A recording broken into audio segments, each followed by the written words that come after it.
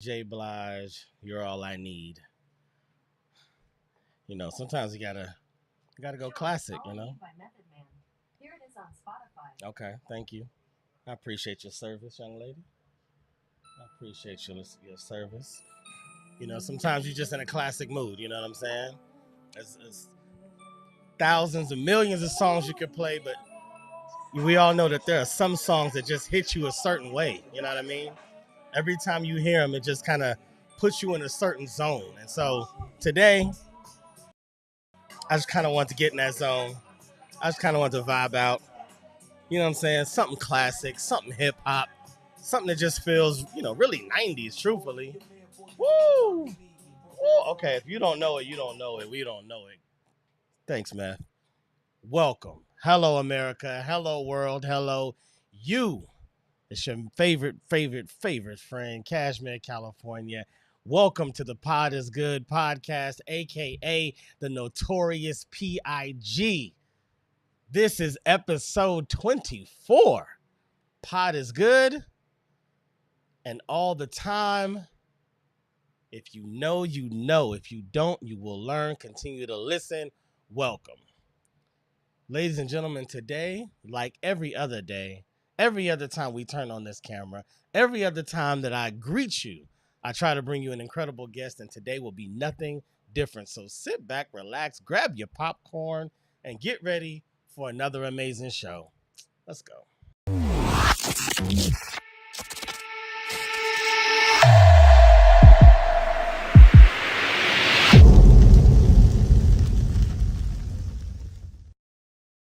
Today's guest is coming to us from the island of Hawaii. Well, maybe she's not there right now, but that's home for her. She's a talent agency owner, which means she has an eye and an ear for talent. Not just any talent. I mean, everybody can do something, right? But performance talent is a little different. It's a little different. It takes a certain eye to be able to pick up not only what you think is interesting, but what the world will think is interesting. Little does she know she probably could be in her own agency because her herself, she's pretty talented. She may not realize it, and she'd probably disagree. but I think so. So, ladies and gentlemen, without further ado, bring into the studio one of my friends, the incredible Sherease. How are you, lady? Hey, how are you? I'm good. I'm good. Happy to have you. Thanks for stopping by. Hey, it's actually my first time ever being on a podcast in my life. Word? Yeah. Well, thank you. So thank Thank you you. Thank you for choosing for having us. me. Thank you for choosing us. Well, I brought up in your intro that you are from Hawaii, and we all know that right now there's devastation going on in Hawaii. I don't really like starting the show with that energy. However, when something is relevant, something is necessary, and going on right now in the world, there's no point in trying to hide it. It is what it is. Right now, today in 2023, there are fires burning in Maui. Can you talk about it? Well, I'm gonna do my best. I'm not there. I'm in, and I don't want to get emotional. So, but yeah, let me take myself out of it. There are, I mean, actually, I guess I could just say the whole uh, well, the city of Lahaina burnt down, which is on the west side of the island. I actually grew up on the south end of the island in Kihei. So it's kind of weird because my Hanai mom, which in Hawaiian means adopted, so she's basically um, a woman that I adopted as my mother. I'm very, very close to her. And she lived in Lahaina for over 20 years. So when I went home last year, my mother, who lives in Wailuku, we kind of got into it as usual. So my real mom, she lives in Wailuku. So I went to go stay with my Hanai mom on the west side. And it's kind of weird because I grew up in Hawaii, but like if you grew up in Hawaii, Typically, like, you stay on your side of the island. It's very like small town life. Okay. I mean, Segregated out there. yeah, even though like Lahaina is maybe like a 15-minute drive from Kihei, Oh wow. maybe, I mean, maybe more now because of traffic. I mean, when I was growing up, like, everything you see now in the last probably 10 years for sure wasn't there. So Wow. it used to be a shorter drive to Lahaina, but um, everything I did on the island was on the south end of the island. So I rarely went to Lahaina. I didn't have family in Lahaina. Um, I pretty much just stayed on the south end. Everybody went to town, which is Kahului. Um, so it was very interesting going home and actually staying in Lahaina for the first time in my life. And it was really awesome because it was the first time Yeah. I was back home where I wasn't working 5 jobs to survive. It's very expensive to live in Hawaii. Most people, are working like 2 jobs, 3 jobs sometimes. Husband and Wow. wife are, everybody in the family is working to survive. So um, I got to just walk Front Street like every morning. I got up, which is in Lahaina. Front Street is like right on the ocean. Yeah. Lahaina is a historic town and a very special place. There's And what is historic about it? Like, tell us a little bit about it. I mean, I don't want to be a bad islander because I don't know all, like, I'd have to actually go to Google myself to look at all Gotcha. the Gotcha. history of Lahaina. But I know there's like 200-year-old churches. Um, Oh wow. Lahaina Luna, which is a Hawaiian school. I mean, that's been there for, I mean, I don't even know how long Lahaina Luna has been there. It's like so many historic places in Lahaina that it was a protected city. Like, you couldn't just build there. And I don't know all the rules, that of things that you could not do, but it was like a very protected part of the island Mm, because of the history the gotcha. historical places that were there. So Yeah. uh And so right now, that city is gone. is Burned gone. to And so ash. you're saying like that church is gone too? every Like everything is everything gone? everything is like completely burned to Wow. ashes, completely burnt to Wow. ashes. Yeah. So on Crazy. top of, all the people that died or that are missing. I mean, I'm being told by locals that there's like over close to 1,000 people that are missing. Sheesh. My close friend Kaimi, who's like, she has a lot of family from Maui. Right now, she lives on the Big Island. She's actually flying to Maui this morning. But she told me that they're calling them missing. We all know like those people are gone because they died in the fire. Like, a lot of people couldn't make it out of Lahaina. There was no warning, and a lot of people jumped into the water, and then a lot of people couldn't make it to the water, and a lot of people drowned in the water because it was dark. They were in the water for hours if they could even make it to the ocean. And then a lot of people just, died in the cars, and there's no way to identify them right now because Yeah. they were burnt to a crisp. And then all Yeah. the people like that lost homes, their livelihood. People, like, again, if you live on an island, you work in the city you live in, you live in this, Yeah. the city that you live in. Your whole life is in this small little city. And so if you lose your home, you lose your employment. I mean, you Yeah. You lose lost everything. everything. Like, it's the most Yeah. devastating thing that's ever happened Wow. on the islands of Hawaii. And yeah, so it's pretty. Outside of Pearl Harbor. I mean, Pearl Harbor was. Well, I'm talking more like, natural disaster, but Yeah. Yeah. Yeah. yeah, outside of Pearl Harbor. Um, Wow. Man, I knew it was bad, and it's great for us to hear from you, um, the on the ground. I know it's third party, but still yeah, people that that are relaying information to you so that you know the truth. You know what I mean? We see 110, which we already know is tragic, but Yeah. to know that there's over 1,000, and truthfully, who knows what the real numbers are, Yeah, because we like you don't know said, the the real whole town is numbers, gone. but if your family is missing and it's definitely Yeah, closer to 1,000 people, they're yeah, calling them missing, but they're not missing. It's an island. You can't. It's really hard to go missing. It's yeah. happened. Okay, there's a couple of people in Hawaii probably that have gone missing in the ocean, that have disappeared. Um, okay, but not hundreds of people that were in a Right, fire. right, They're not missing. right. They're just no longer with us, and we just don't have their body because, again, they're in the ash. You know. And that sounds like that submarine vessel situation on the East Coast, which is almost the same thing. At first, it was they're missing, Right. and then later on, it's like, okay, yeah, they're gone. Then we find out, oh, you knew that they were dead when you told us that they were missing.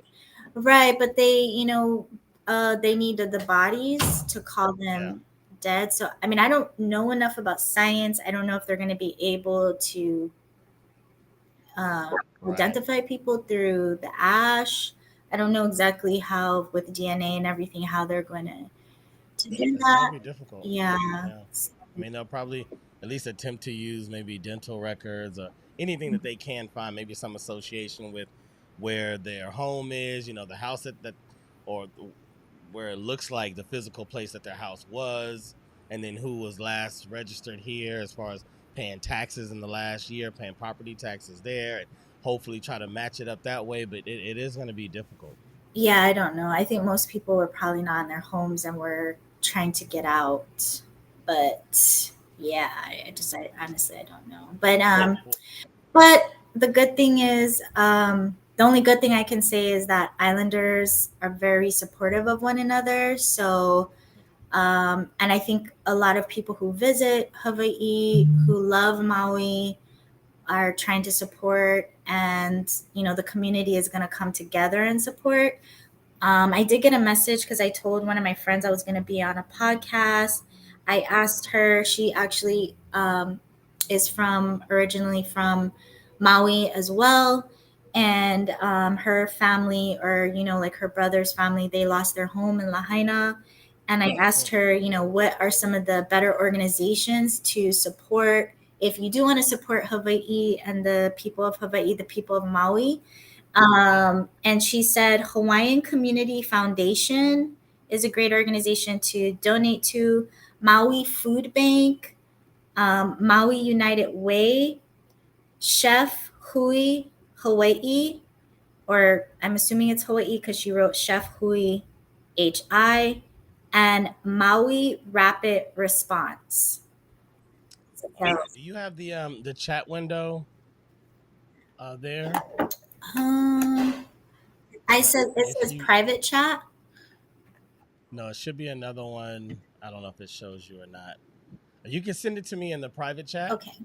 Go ahead and type it out in the private chat, and I'll put it in the public chat. While you do that, I'll kind of get us going to our conversation. But anyone that is interested in supporting fellow Americans, I know that sometimes Hawaii seems like a world away. Even when you're in Hawaii, it doesn't feel like the United States. It feels much, much better.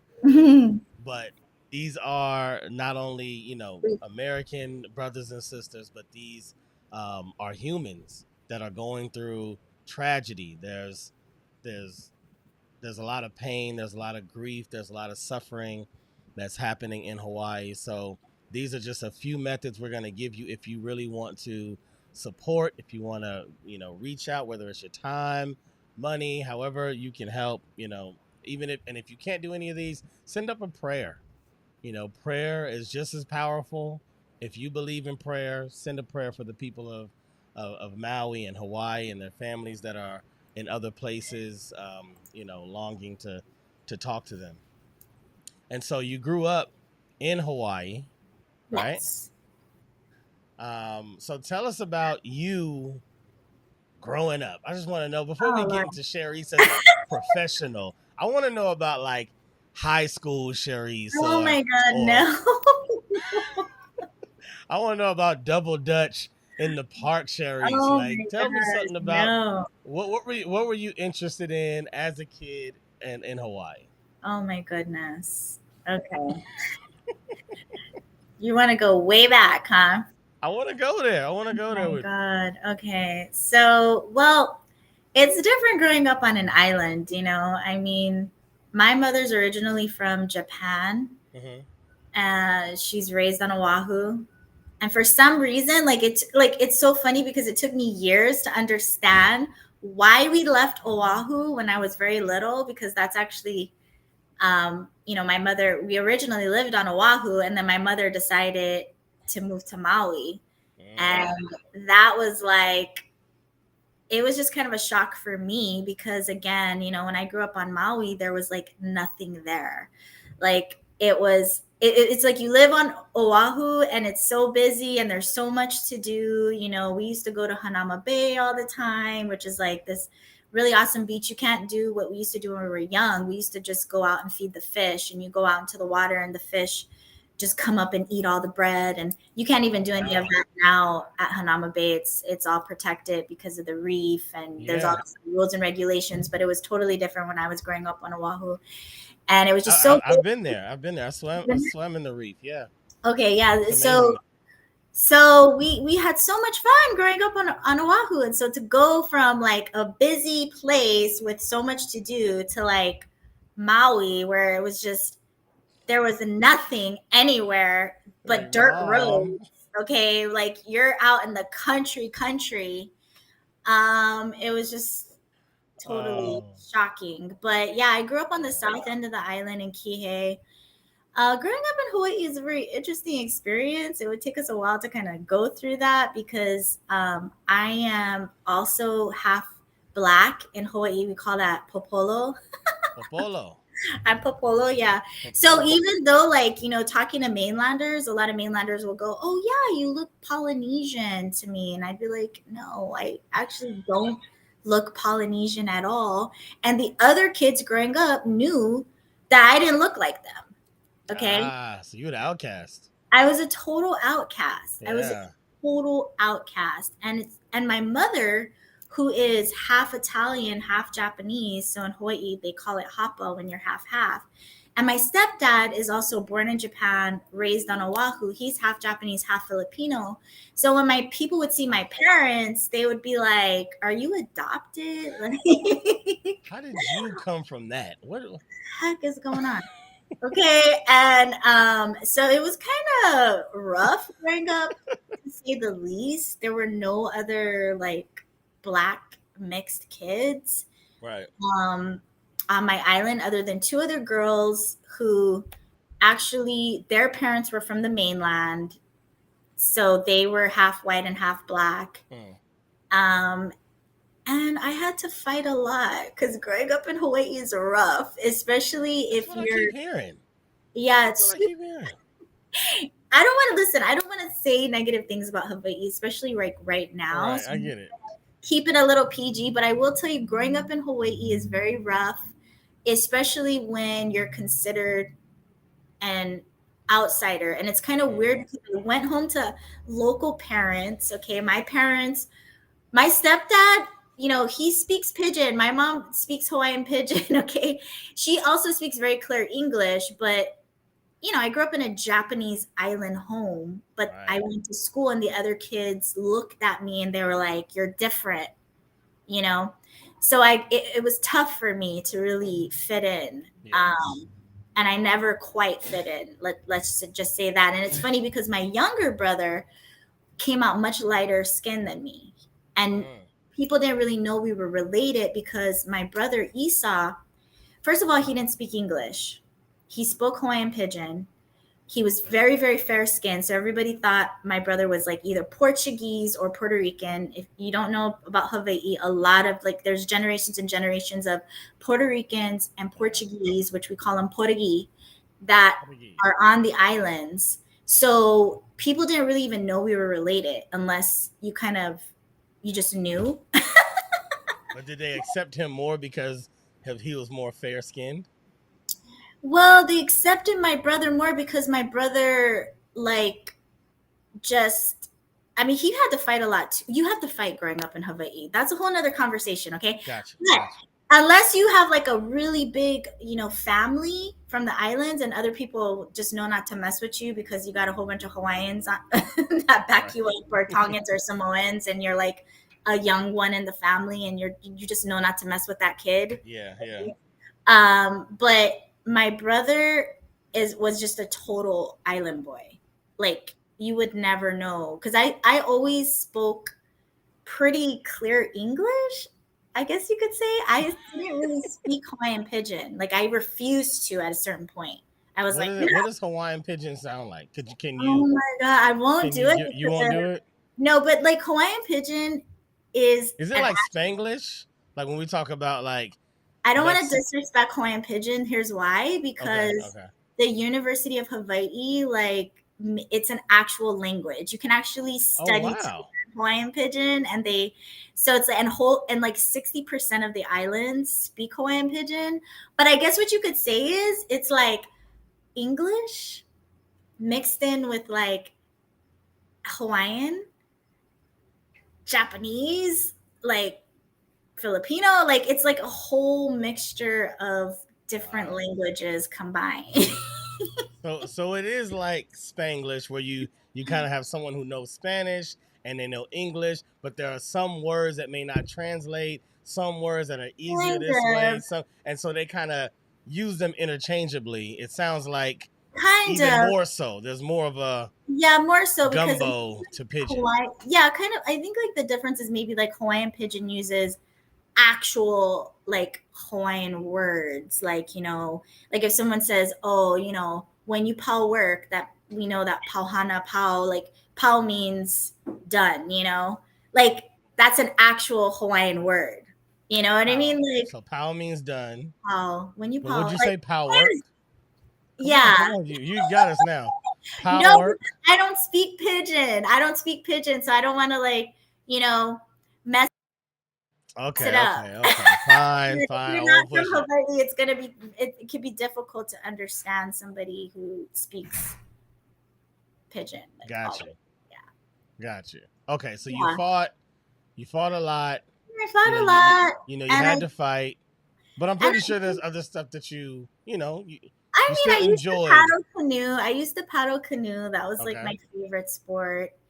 Um, I used to paddle in my younger years, but I didn't stay in school long. I did what a lot of stupid island girls do is I got hapai. There you go. That's a Hawaiian word that means pregnant. I got pregnant early, and I, became a mom as a teenager, and I dropped out of high Ah, school. I dropped out of high school and I just went into the workforce, and started working. So I was working full time as a teenager, and hard knock island life. the hard knock Mama island will, life. Mama Will said oh, it's such a beautiful place. As a tourist, I wouldn't have guessed it was rough growing up there. And so even what you super, just said, hard super rough. knock island life, that doesn't even we can't even make Well, sense because of that. the thing is like a lot of people don't know about Hawaii, and is like, most of us grew up with domestic violence. Most of us Mm, grew up, so it's kind of like you have to realize, like, most people in Hawaii are poor.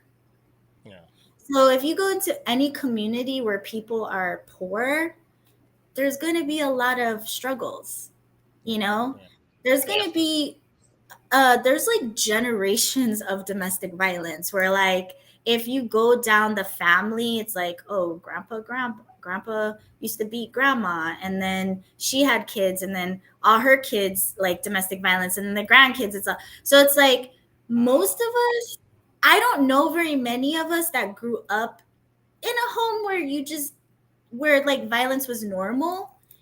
um and there's a lot of like darkness that comes from that. I will yeah. say, at the same time, there's a love that is undeniable on the islands. There's a like sense of community where there's a sense of um, respecting our elders. Like everybody is auntie, everybody is uncle. You know, even when you go to the grocery store, it's like, hi auntie, hi uncle. Everybody's family knows everybody, and if somebody doesn't know you, they're gonna ask somebody, who's that? Whose kid is that? Oh, Harry and Jane. Oh yeah, from the. And so it's like it's hard to like everybody's connected, you know. Yeah. Um, we take care of our elders. Most like grandparents live at home with the family, so you see generations of family in one household. And at the same time, yeah, it's like it didn't seem like a big deal. Domestic violence doesn't seem like a big deal because everybody is getting their Mm, beat up. Like, oh yeah, you know, your grandma told you get up at 6 a.m. and you didn't, and that's why, you know, you woke up to being beat down. And right. then it's like no one's gonna feel bad for you because I probably got beat down this morning, you know, like I got pounded out. Like, I mean, Yeah. I remember being in intermediate school and two of my friends, I don't want to say their names, but two of my girlfriends, they were Tongan and like they got caught at another guy's at some boys' houses. They got caught because their slippers, you know, their slippers were outside and their mom found out. And oh my god, her hair, she's a Tongan girl and her hair is like down to the bottom like of her butt. It was so beautiful. Wow. She came to school, her hair was like chopped off. Her sister's hair was chopped No. off. There were like whole, like it wasn't even like a good buzz job. Like and they got beat down and there were like holes in their head, you know, from where like her mom just was like, and it was just like, yeah, oh Jeez. well, you know what I mean? Like you got caught. So I mean, so many of my friends, You like got caught. both You know, is what you, hey. both parents, like both your mom and dad just pummeling you, like beating you to the ground, you know what I mean, because of something you did. And that Yeah. was just normal island life. I mean, Wow. Yeah, we would have never known that. a lot. You get beat up at home, you go to school, you got fight. I mean, it's just kind of a violent place. And also very loving, but also a very loving place. Also Okay. loving. If you need something, don't worry. The community has you. Okay. And I think that's why I've always been humble in life because Yeah. you can't really be stuck up growing up on an island. But I think that happens just like in the human condition. It causes like if something is severe in one direction, it tends to be severe in the other direction. So someone that had like severe lows tends to have like really big highs when things go the other route. Or someone that kind of just lives a mundane life, it just kind of trails in the middle. And so when I think, and I'm probably most people when they think of Hawaii, they just think of this smiling, loving, joyful, peaceful, dancing, you know, family, and it is all those things. It is But all be, those things. but all those things, you know, possibly emerge from some pain and some hurt and some trauma that then, you know, the balance of life tries to seek, you know, light, you know what I mean, out of that darkness. Yeah, I would say that. Yeah. And you know, I used to hate that place.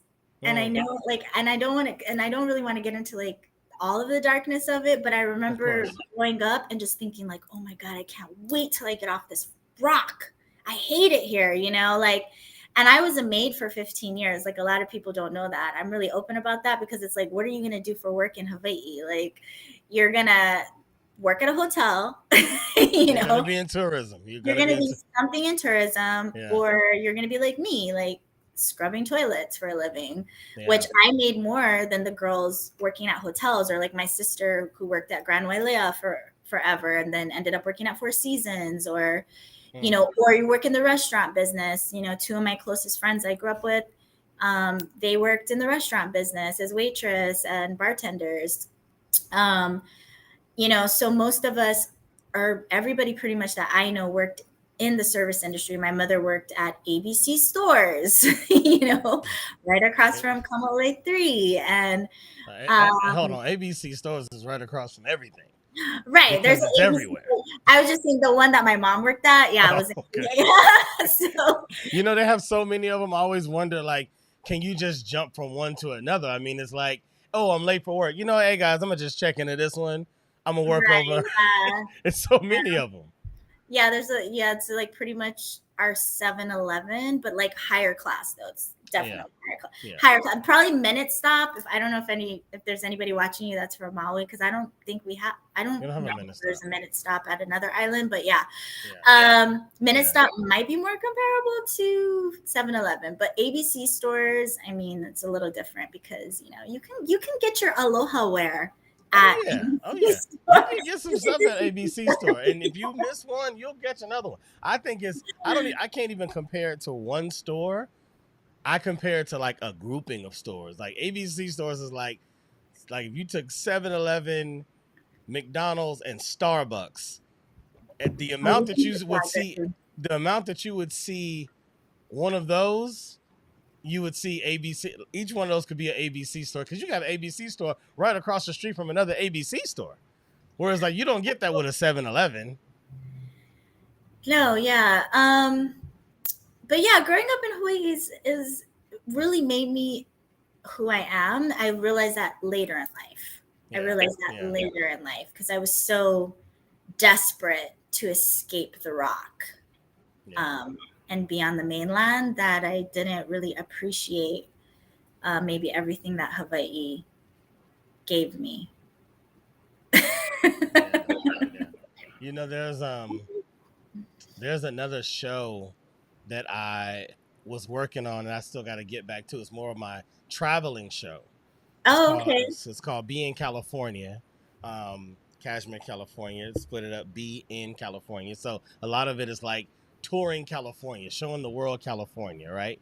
And so, went different places and ate food and looked at sites or whatever. And basically, it's like a destination type channel for anyone that hasn't been to California and wants to know what's there and kind of see it in a closer perspective. And I've always been like, but I want that show to branch out to be like more of just a travel channel. Like I can go to Oh, other that would be so places. cool. Yeah. So when it's time to go to Hawaii, you need to meet me there. You need to co-host. You got to Oh, co-host Hawaii. I only know one island, and that's Maui. Like I haven't What's been the on, one? on Oahu for so long that like I can barely remember Oahu. Hmm. I've never been to the Big Island. I've never been to Kauai. I went to Lanai once. So like I always tell everybody again, I'm such a small town girl. Like I literally stayed on one side of the island. I worked in Wailea. But I did leave the rock You did because leave the rock. I did leave the rock because my father is from New Orleans, Louisiana. And when I was growing up, he lived in California. And so Ah. my mother would sometimes send me to live with my dad. And so I would go to the mainland and I would be with my dad and my stepmother, who's Mexican. And So so what age did you finally leave the rock?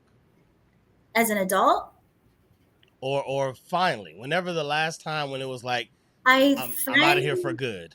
I finally left Hawaii like for good in 2011. Oh.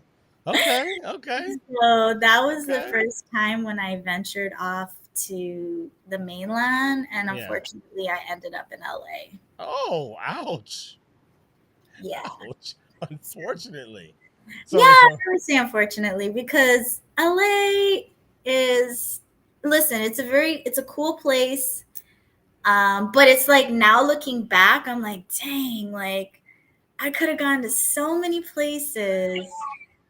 And I literally went from the most expensive place I could be, where I at least knew how to make money, right? Because, right. you know, I got to a place with my cleaning business where I was making like close to, $9,000 a month, with Oh everything I wow. was doing in Hawaii, Wow. which is not bad, okay, Not for bad at all. a girl who has no education referral. So moving to California, where I was like, yes, I need to be in the mainland where my dreams can come true. I won't be a maid anymore. I'm gonna like do all of these amazing things. Yeah. And yeah, I ended up in a call center. Well, hold on.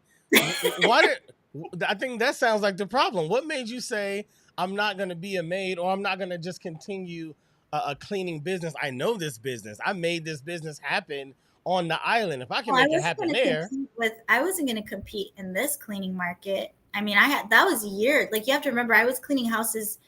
I was cleaning since I was like 15, really before that, because my stepdad had his own cleaning business in Maui. So I would have to go to work with my stepdad. Um, and then, I went into the cleaning industry because the woman that I used to babysit for when I was 12, named Lay, who had a business called Lay the Maid. Now she's Tahitian and it's Lei, okay? Lay the Maid. So I started cleaning for her when I was like that's 15. good. Okay, that is good, right? That's So really I good. started cleaning for her when I was 15, and then I just branched off over time, and that's years and years and years and years. Plus, Hawaii has, well, I don't know about now, but when I was growing up, it was a much more competitive market. So by the time I was in my like early 20s and I really knew the game, I was doing a maid service for like 25 an hour, 4 hour, minimum. I had contracts with like all. That's a whole nother game. Coming to the mainland in California, where there's like a huge Mexican community. I mean, no, no, no, no. I'm not going to clean houses for $10 an hour. No, Like, you didn't have to. You just didn't have the right toolage, because I think there's a big thing, and all of us do this because most of us are transplants, and I think we forget, or we come to learn later on that a lot of LA culture is absorbing other cultures. That's why in LA you have like, the Koreatown, and you have the area with Ethiopian restaurants, you have Mexican, like you have all these different things, because LA loves to feel like it's a melting pot. And so while you're saying that you had to compete with this market that kind of already has a stranglehold on it, I'm telling you, if you had of embraced the Hawaiianness of you, and it was called like uh, Hawaiian clean, and everybody was yeah, low key like Hawaii. I know you probably just didn't want to do it. It was time to leave. You wanted to go uh, mainland, but yeah, I'm telling you, even right now, I have no doubt that someone could have a cleaning agency, and it was completely like this Hawaiian thing, and yeah, people would be like, "Wow, I love that because it's unique." And people in LA love something a little different. yeah. I could have done it for sure, but I didn't want to You clean just didn't want to. houses. I get it. I get it. I get it. Wax on, wax off. I was definitely done with that, and that's one of the reasons why I left. The problem is when you leave a place that you know and you come to a big city where you know no one, and you have this little resume, okay? And most of what you've done has just been customer service and being a maid, and you go into an oversaturated market where everybody's looking for work. Yeah, You it's find out tough. really quick like how difficult it really is. And I remember I had a job at Coffee Bean, Mm. and I had a job at a call center, literally sitting in a room for hours calling people about HVAC services, calling rich homes for HVAC services. And I ended up being the top 3 in the room because people liked my voice. I ain't gonna say nothing else. I'm telling you, I'm right. You may not believe that I'm right, but I am right. Even though I understand you're saying you didn't want to clean houses anymore, which everybody can respect. Sometimes when you're ready to move on, you want to Yeah. start fresh, you want to do something new. I get it. I'm saying that you had a business that you were making good money, and even if you Yeah. had 2 or 3 people that were working under you, because you an aficionado at this point. You don't look at yourself like that. But Yeah. Well, anybody that grows a business to that's a making whole nother 9K in Hawaii, you doing all right. You're doing all right, but that's a whole nother conversation. Yeah, when I did it through people's homes, so Yeah, whenever you're cleaning people's homes, they don't really like a lot of random people in their house. Like this is true. I've This flown to is people's true. underwear. I'm like all in their personal That's things. right. I have people keys to people's houses, codes to get into their. It's like not everybody wants a cleaning crew like that coming in. And honestly, I don't recommend letting cleaning crews into your homes because I know a lot of cleaning crews do steal stuff. And really and truly, like if you have a maid, that person should be insured and or should be very, very, very trusted source because a lot of rich people, some of them are anal about their stuff and some of them just have so much stuff that they just don't notice small things missing. So, it's very kind of trusty. I think if you have a crew, it should be a commercial business, more like offices and things like that. But then you have to carry other kinds of insurances. But yeah, listen, I could grow a lot of different businesses, but sometimes you want to figure out in life what you really are here for. And I didn't feel I like my respect that. purpose in life was putting on knee pads to clean your floors Japanese style, so I didn't miss your baseboards, the dust Yeah. on your baseboards. No, Yeah. I do understand, and I'm only saying it in the sense of, just moving to a new place, trying to survive. Because you're right, we all go through that. When you move somewhere else, somewhere new, it's like you're kind of starting over, and it's like, all right, now how do I begin here? What do I have that's important enough for me to make any kind of money I here? fell on my hard work ethic. I'm a Yeah. 7 day a week, 3 to 5 day a week job kind of girl. Hmm. Um, and I didn't know anything about the modeling industry. I didn't know. All I knew was that I could work hard. And Hmm. so that's what I did. I just took whatever job I could get that was legal and I started working. I rented a room that I found on Craigslist, which was ghetto as hell. Like I was in there with a whole bunch of like meth heads. Like, it was so bad. I got robbed a few times. Like it was just so bad.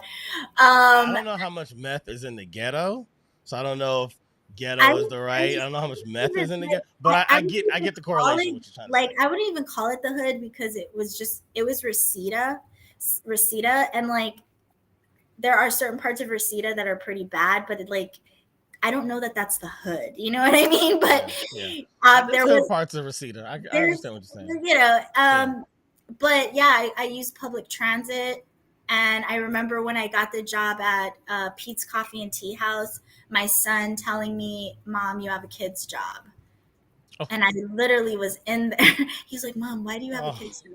And I literally was in oh. there with tons of kids who didn't recognize that I was actually much older than them. Uh, But yeah, I just worked and worked and worked and worked, started networking in Los Angeles, and I ended up becoming friends with a girl who got me into her Israeli um, family's watch repair business in Encino.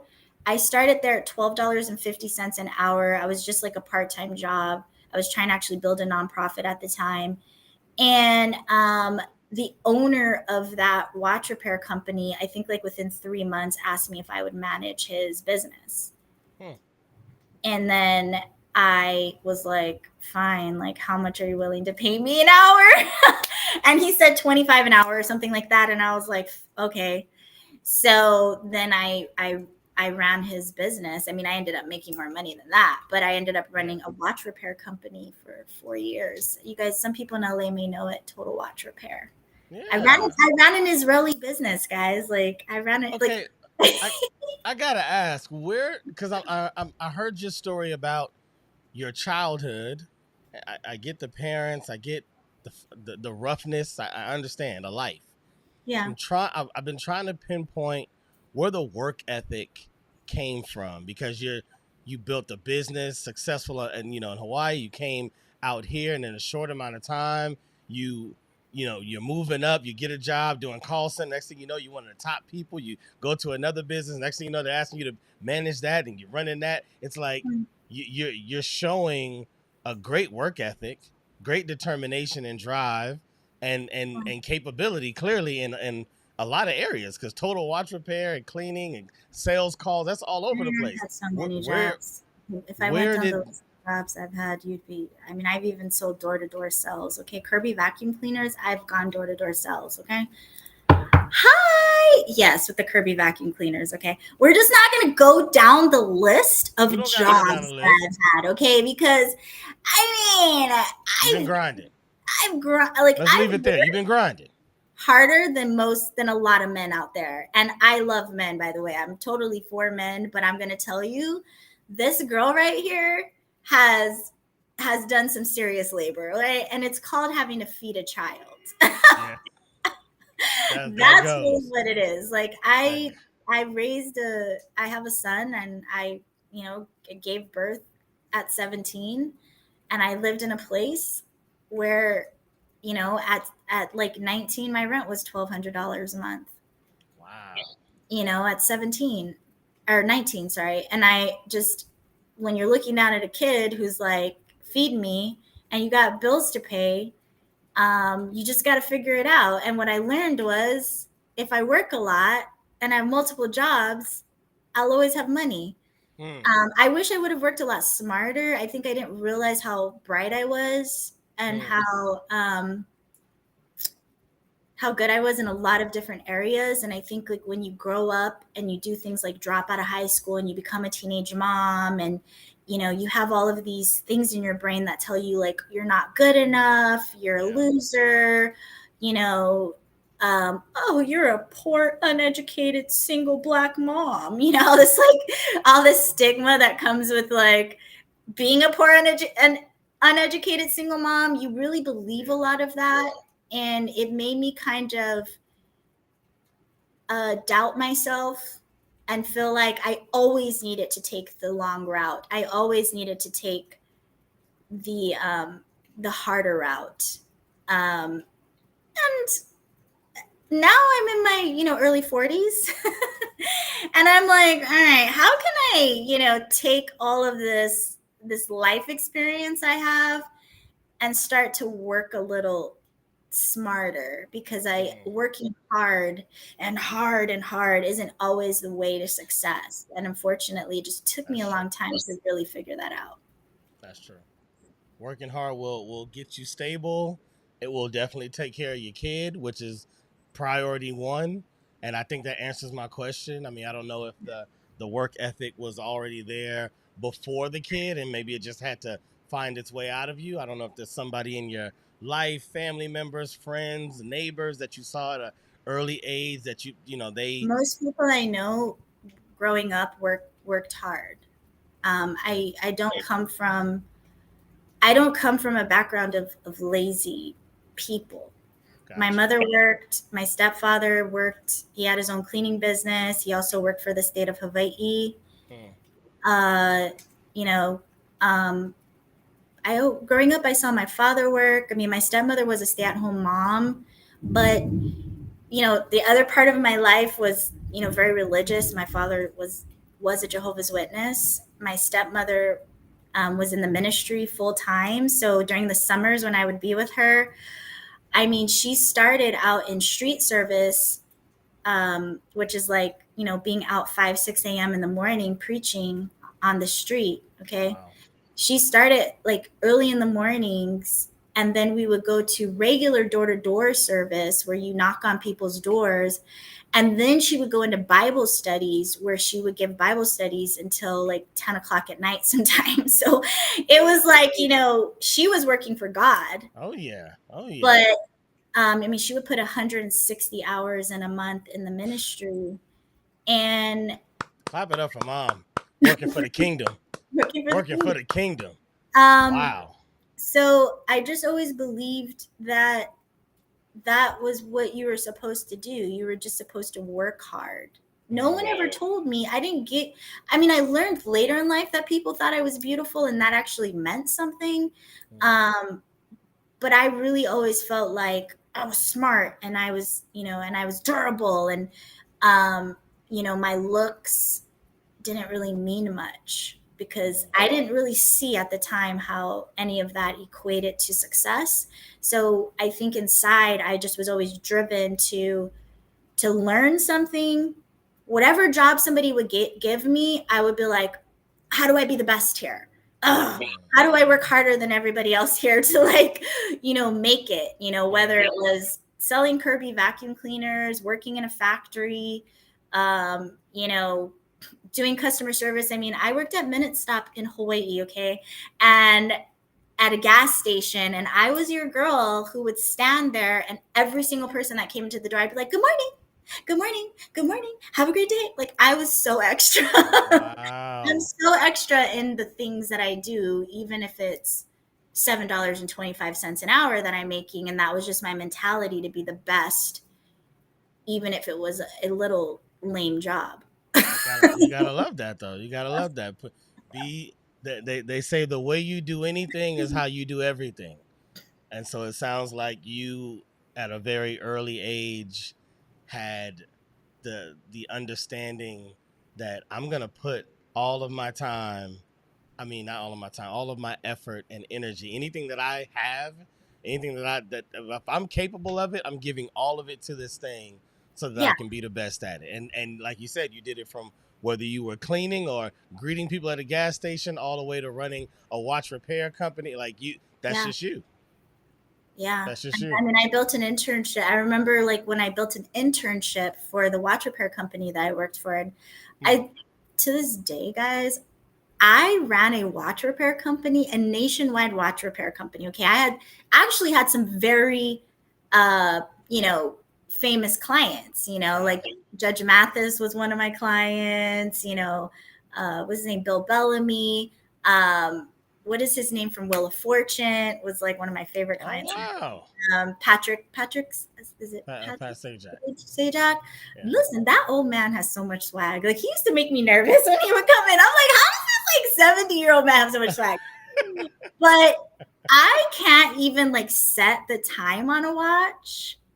But like, I was so, I can't do it. Like, everybody on my staff had to do it. Mm, But I learned the business enough to be able to create a sales force for them, to be able mm, to, you know, upsell on any repairs on the watches, to bring the income in. To I created an internship for the watch repair company. I remember my boss being like, "How are you going to create an internship for a watch repair company?" And I'm like, "I'm going to do it. You're going to see, watch." And then I put together a complete internship. I'm I here mean, to I be the even had best. students there, you know, from, you know, prestigious schools in California that were coming in. Wow. We created, like, I had a social media marketing team, and they would manage all of our social media, put together campaigns for us, stuff that I can't do. Okay.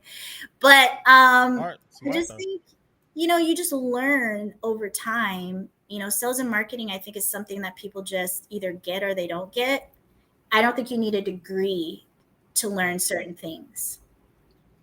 So now I'm starting to understand why.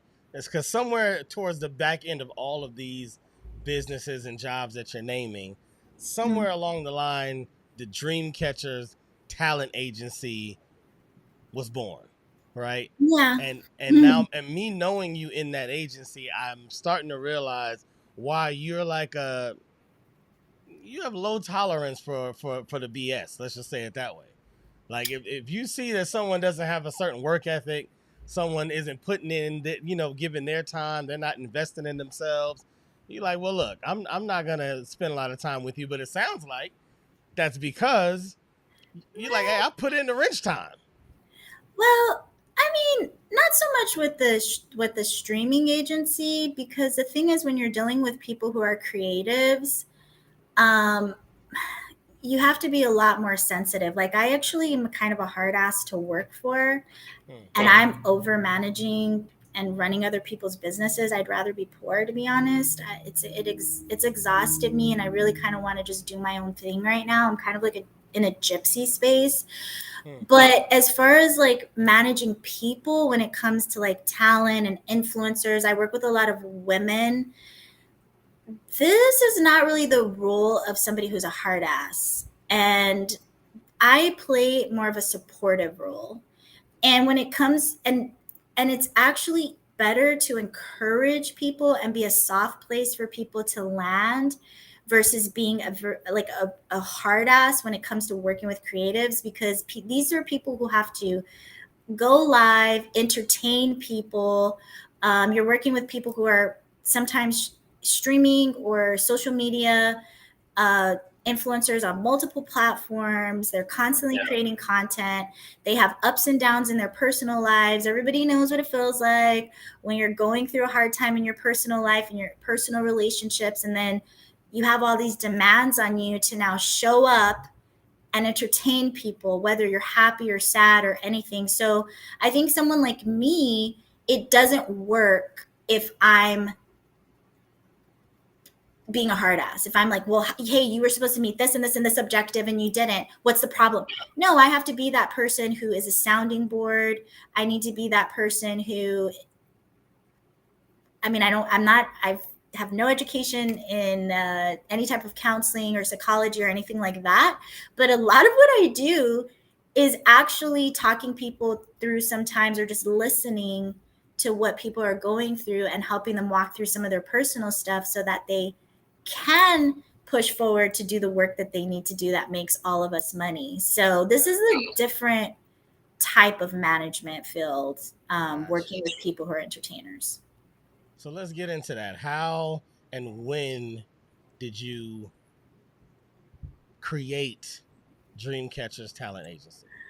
Well, one, I don't think of myself as like a talent agency, even though I'm a talent agency, because I, here's why. Like, I'm pretty, like, I'm from Hawaii, right? So when you grow up on an island, it's really hard to be a bullshitter because you grow up knowing that if you bullshit too much, your lies are going to get you caught up. It's just too small of a place. So, for me, I'm just kind of like real about it. I mean, I have a contract with one particular platform called Bigo Live.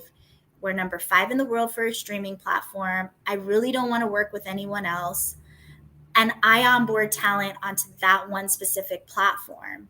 I got into it because I literally had a meltdown like 5 years ago in Los Angeles, when I realized that I got up every single morning just so I could go run someone else's business, that watch repair company, which I love and appreciate, but I literally was living to pay rent, which I've done all my life. And I quit my job, moved into my Honda, sent my son to Hawaii. This is like a whole nother story. I did some crazy shit. I did some crazy shit because I felt like stuck. I felt like I couldn't quit my job, because if I quit my job, I had like no other way of getting money. I couldn't get another job because I was at this office 6 days a week. I just didn't make enough money to escape. And I ended up talking to a mentor of mine, and I just remember crying to her and saying, I'm stuck. I'm just stuck. And she's like, you're not stuck. She's like, you're not stuck. Sometimes when you're in a certain situation, you have to do something drastic to change your life. Well, my crazy self heard like something, like I heard what she was saying, but I like took it to a whole nother level. Obviously, I'm kind of an extremist. And okay. You want to see me go? Okay. Yeah. Ding, ding, ding. I know what I'm going to do. I'm going to make myself homeless so I can quit my job and figure life out. Boom. Take that. Yeah. What I will say is it's one of the best things I ever did in my whole entire life, moving into my Honda and quitting my job. Okay. Wow. Yeah, my overhead went from like, $4,000 or $5,000 a month to like my car note and insurance. Yeah. I went into debt for sure, because all of those bills that I used to be able to pay couldn't pay anymore. I got my gym membership, and I used to shower at the gym. There's some very interesting things that happened to me in my Honda. Okay, I'm not going to really go down that list, but pretty much most of the time I was safe. All right. Most of the time I was safe. Oh no. A lot of my friends tried to do interventions. Okay. Because my friends also thought I was crazy. I am a little crazy. You have to be a little like, girl, are you okay?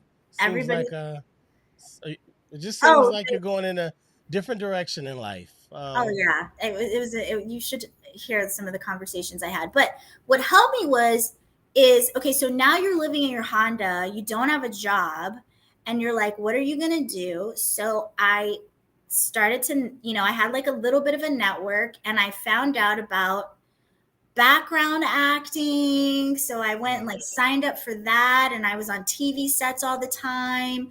Oh wow. I found out about doing audience work. Oh, they pay you to go to shows That's true. and sit there and That's and it. clap. Okay, all Let the right. camera swing by. Exactly. So I started doing that. None of this paid very well, by the way. Right. Um, Right. and over time, I started kind of like building up from my Honda. What really helped me a lot, which is why I'm such a huge fan of Steve Harvey. I know a lot of men try to talk bad about Steve Harvey because some of his books and things like that. But I would go and see Steve Harvey on Family Feud once a week. All Oh right. wow. Let me tell you something about Steve Harvey. First off, if you've never seen him live, you have no idea who you're dealing with. All right. This guy's crazy. He's hilarious. And I don't know if Family Feud is still running or if the show's ended, but Right. um, when you would go to see Family Feud, first off, Steve Harvey, it's nothing like you see obviously on television, because one, Steve Harvey is the man. All right, the show doesn't start without him. Obviously, sometimes he would be late, and he would come in and let us know why he was late, and he'd give us the whole rundown, the story. All right. He never leaves the stage, and I've been on so many television shows. You guys have no idea Hmm. how many shows I've been on, including just regular like game shows and just every show you could possibly think of. I've been on there, right? And most of the hosts like leave during any breaks. They leave the stage. Steve Hmm. Harvey never leaves the stage. All right. And during the Wow. break times, they would bring him his little chair, and he would sit out there and like do a comedy show. like, Wow. like he Yeah, would that's just, not normal. I agree with you. For anybody who hasn't been a seat warmer or just been to a show as a live audience member, usually they have a crowd, what they call them, a crowd warmer that comes out and talks. Hey, who's from Tennessee? And and he has a getting crowd everybody warmer. into it.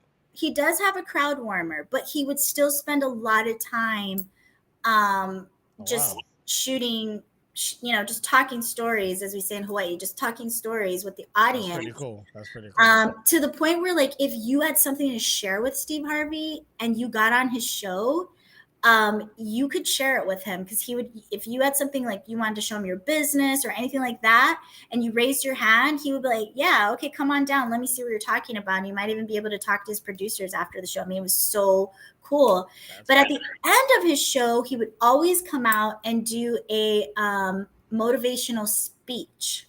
Hmm.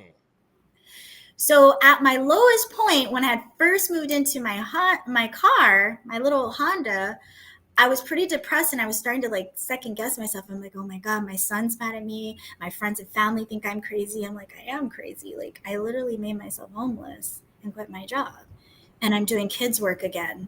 Oh my God, like, what am I doing? And I was, right? Because listen, even though people thought I looked younger, that young, right? Like, guys, I was like in my like mid 30s. Yeah. Yeah. I was not a kid doing some Right. kid shit, okay? Doing Yeah. everything backwards here, right? So I'm like sitting there, like stressed out, feeling like a loser. Um, and Steve Harvey starts giving this motivational speech. And that day, I felt like he was speaking directly to me. Wow. And he was. And he told the story about his personal experience and how he was working this job he hated, and he went to like this comedy show and made like $25 or something crazy, something 75, nothing, and realized in that moment that he was going to become a comedian, told his whole family, and they were like laughing him out the door. Of But he course. ends up quitting his job and moving into his car. Mm. Right.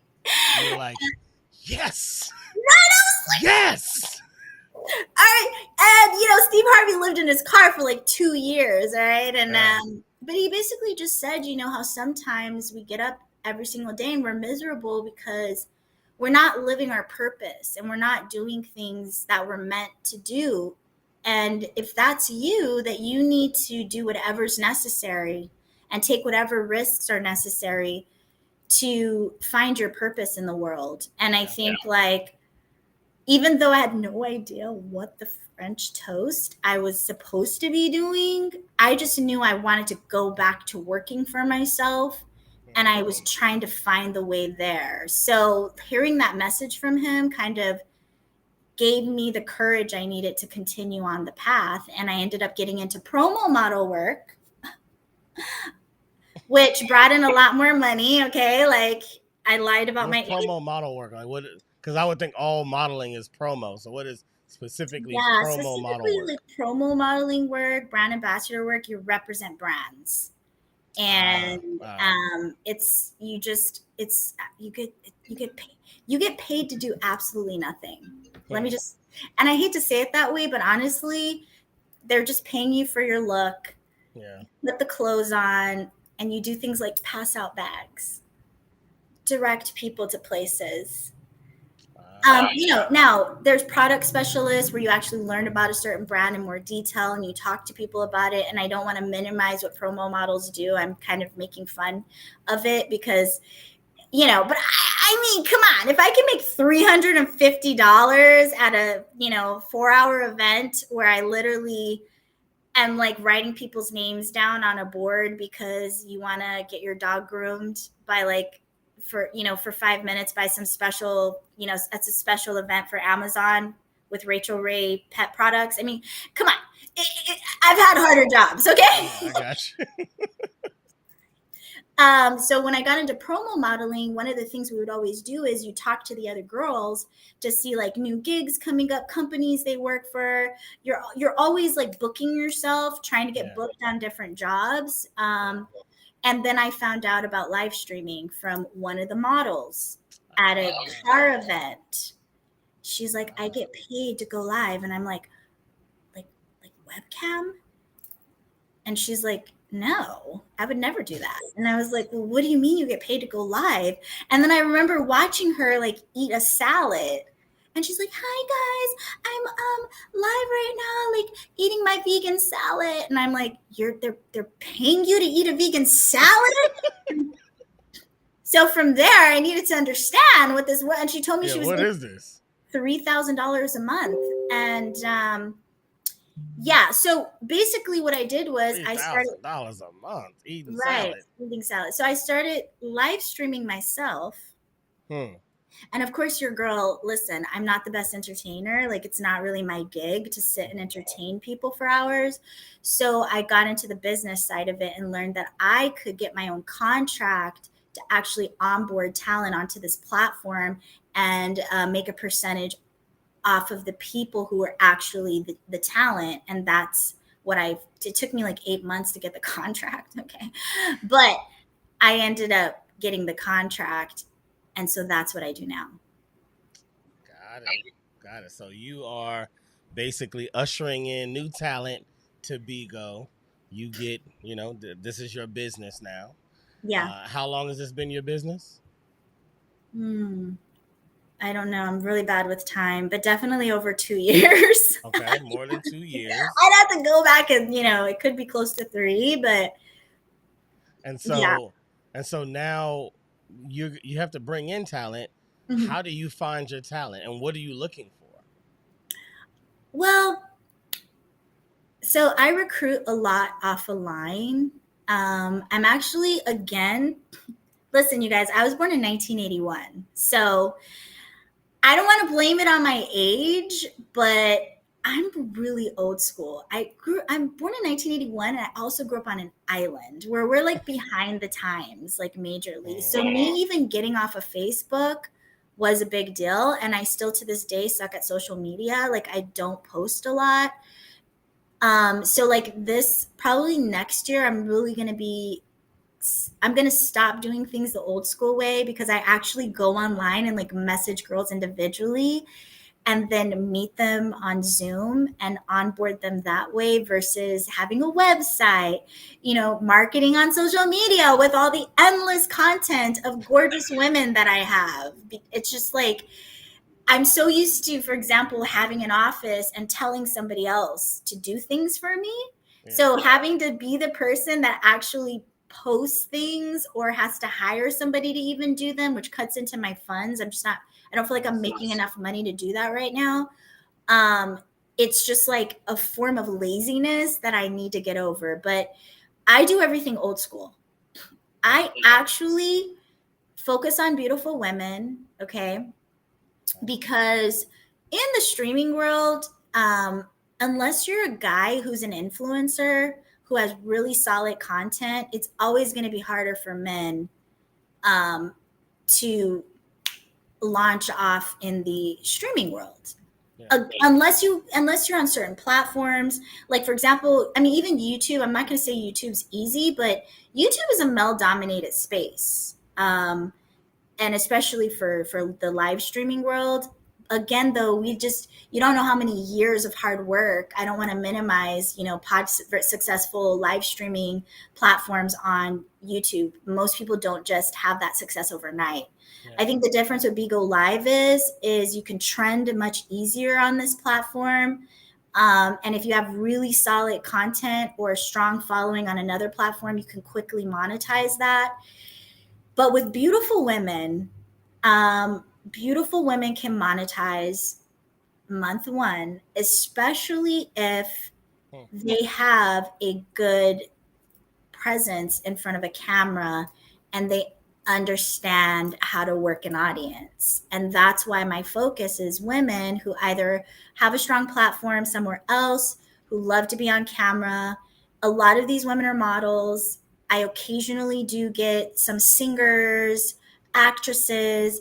A lot of the thing is, a lot of times people minimize models, but the thing is, a lot of models are actually really multifaceted people. They have a lot of different talents. So I try to work with them to kind of like create talent around some of the things that they do that are hobbies.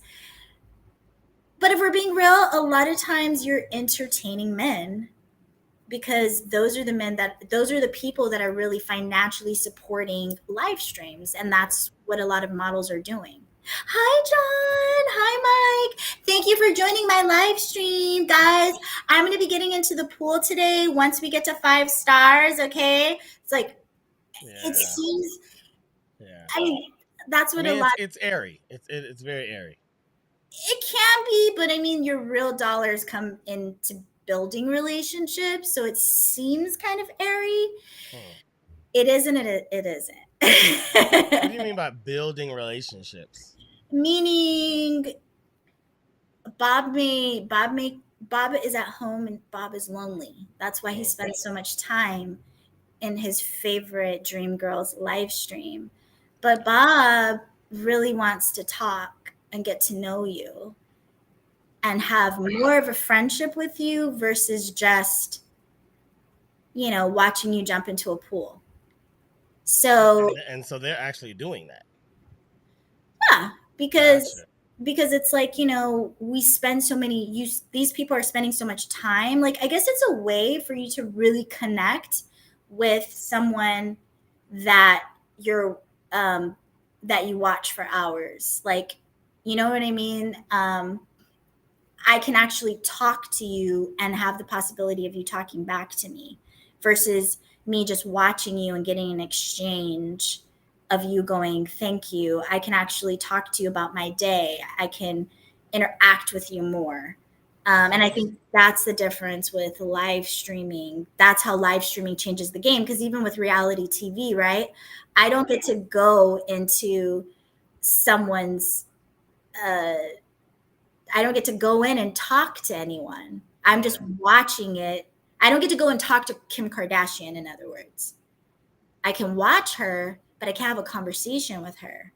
But if she's live streaming and I send her a big enough gift, I may get a shout out from her. She may answer my question. It's much more personal and it's happening right now. Yeah. So, yeah. So sorry, real quick in the chat. Let's see. Oladipo says, "What platform are you casting for?" That's Bigo Live, right? Bigo, be like boy, IGO live. Yeah. And don't get me wrong, let me say this too. A lot of people a lot of my girls have, and I say girls, I do work with men. All right. I pursue women. Okay. Like I go after women. Um, but a lot of my girls are thinking about starting their own shows. A lot of them do things like cook. A lot of them are artistic. One of my girls is starting a true crime podcast. One of my girls has a show where she's like more like ASMR. She actually reaches out to authors and for smut books, and then does reviews about those books. If you know anything about smut reading, it's some kind of exotic book. So some of my girls are professional dancers. They might teach dance classes. Some of you guys are just really good ranters and are really good at talking a lot of noise, okay, that people want to hear. There's a lot of different avenues that you can use for live streaming. Yeah. The main thing that I found is that most people say they want to work for themselves, and very few people are going to commit to actually putting in the work that it takes to work for yourself, especially in a form of entertainment where you got to sit in a live stream and actually interact with people. But here's the thing, if there's any girls here that are watching, this is a great place for women who are trying to drive traffic to other places, to monetize more on an OF page. Some of my girls have over 300,000 followers from live streaming. You trend a lot faster there. It's so easy for you to trend. I could totally help you with that. But if there's somebody who has like real solid content, like wanting to start your own relationship show, or like Kashmir, who has a podcast, like we've talked about it just may not be the right platform for him because you have to spend a lot more time streaming on Bigo than he may have in his life right now. You're looking at being live for, 30, 40 hours a month. So it is a real commitment as far as your time goes. Yeah. But it's such a great place if you want to work for yourself and work from home. And we're always looking for content creators. The fact that you said 300,000 fans, but they're also trying to build relationships. That's still, but I'm still kind of lost on that. I'm gonna hold on Well, real quick. I'm gonna get. oh, sorry. Go ahead. Let me get back to a couple of things in the chat. Oladeep also asks, "Are you only looking for women to eat salad? I eat fruits."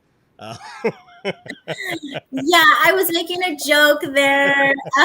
That's cute. oh, Like one of uh, my girls was eating an orange today in her live stream, and I was just like, I was looking at that orange, and I was like, I uh, want that orange. Um, so yeah, no, of course you can eat whatever you want. Actually, I just thought of something right now. A lot of girls do. What is that mukbang? I know I'm not saying that the proper pronunciation, but where mukbang.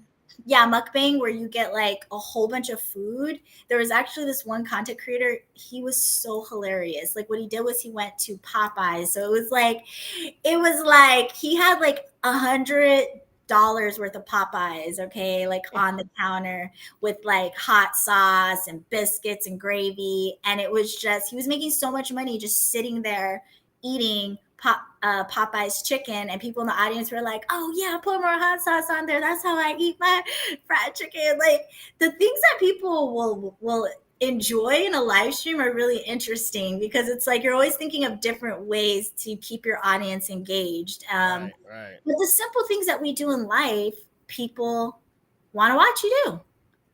People will help you with your cooking. They'll be like, "Oh girl, you need to put more salt in that," or "Oh my god, that looks delicious." I mean, your audience is really into whatever it is that you're doing.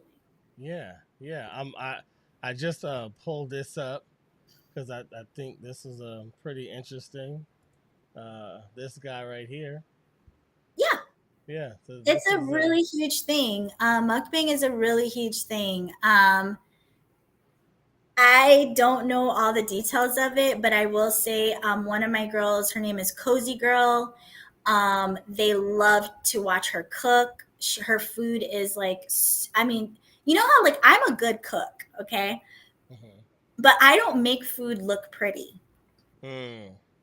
Cyber pimping, you're hilarious.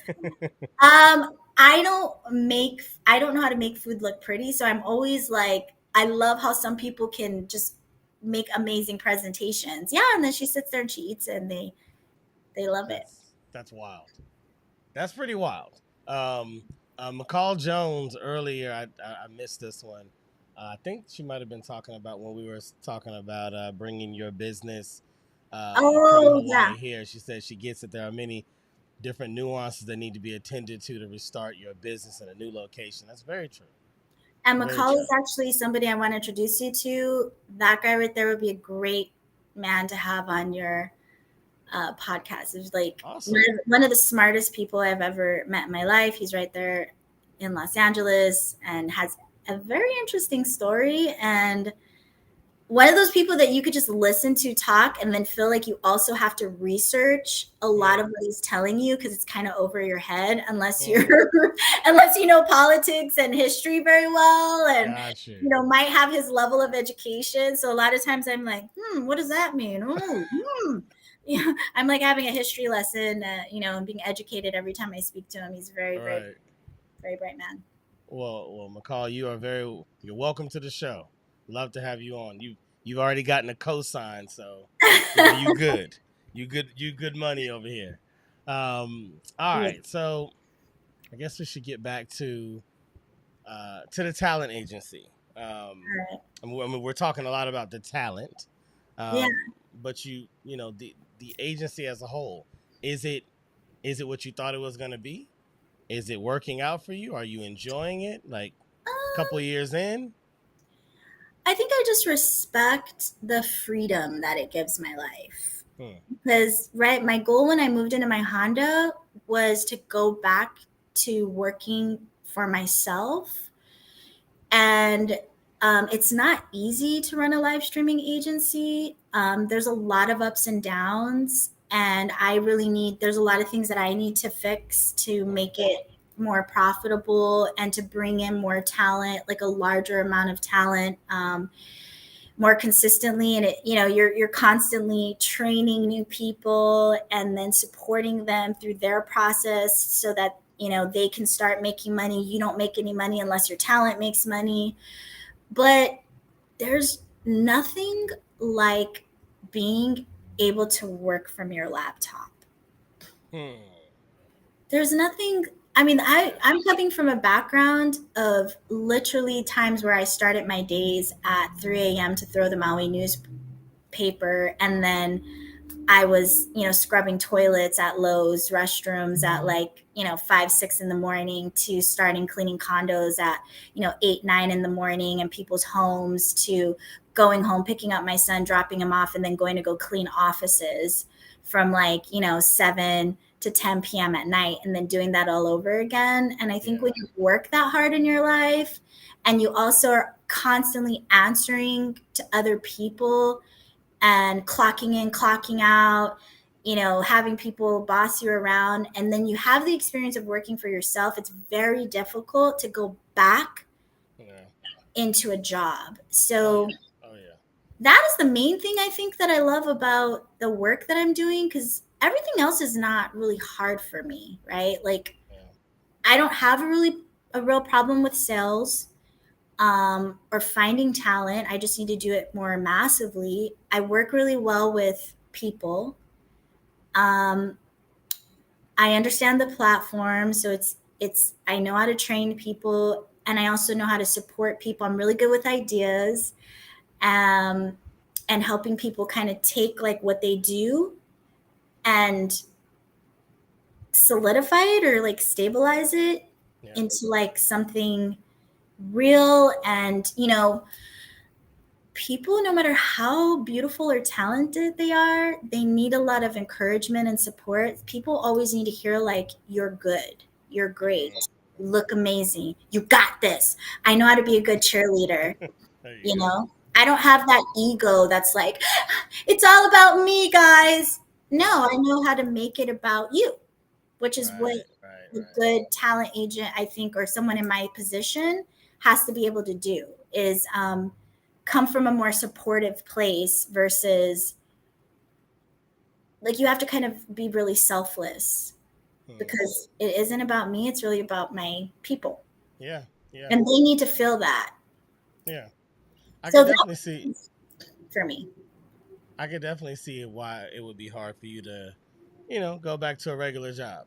I mean, I also could see why the salad eater would have a hard time going back to going She's back to a in regular more job. than eat salads, okay? She's I a know bean. we've minimized her to completely just a salad eater. She has no other talent. She doesn't do Right. anything on the channel. She's like If this you want to see a beautiful salad getting spirit girl. munched down, you go to her channel for that. Right. My guy, Oladipo said, "No, seriously, I've been thinking about creating a show on people who are already in a relationship but would like Oh, to take it awesome. to the next level, but don't Oh, have a cool. large following. I've been going online every day. What else do you recommend I do?" I recommend that you set up a Zoom with me so that we can get better acquainted and we can chat about the concept of your show. And I think what's really great about Beagle Live is they really are looking for content. Like, of course, I deal with a lot of hot girls, okay? And I never want to minimize the power of beautiful women because, regardless if anyone likes it or not, beauty is a commodity. It's true. We didn't make this up. This is the way the world works. All right. And it's almost like Say it. people think it's very Say it, easy. cyber pimp.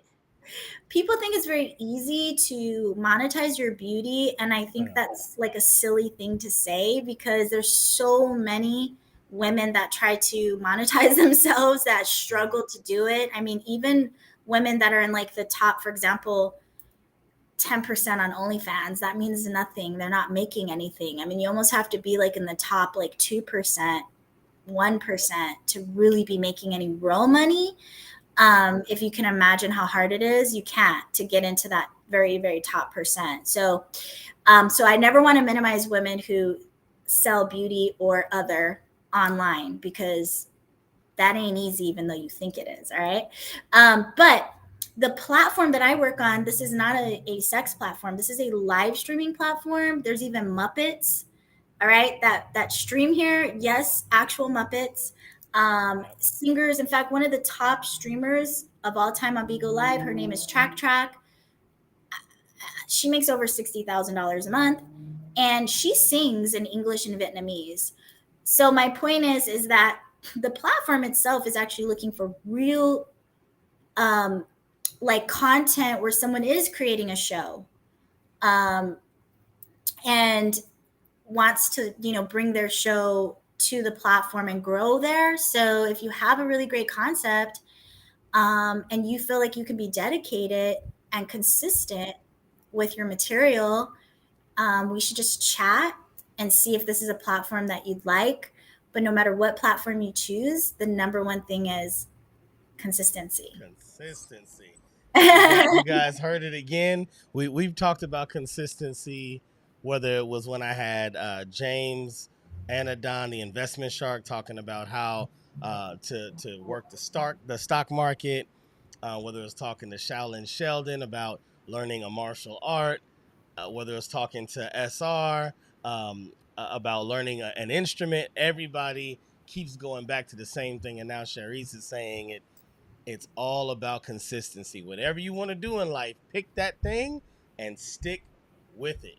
Sherease, you said to contact you directly. I'm going to put it in the chat.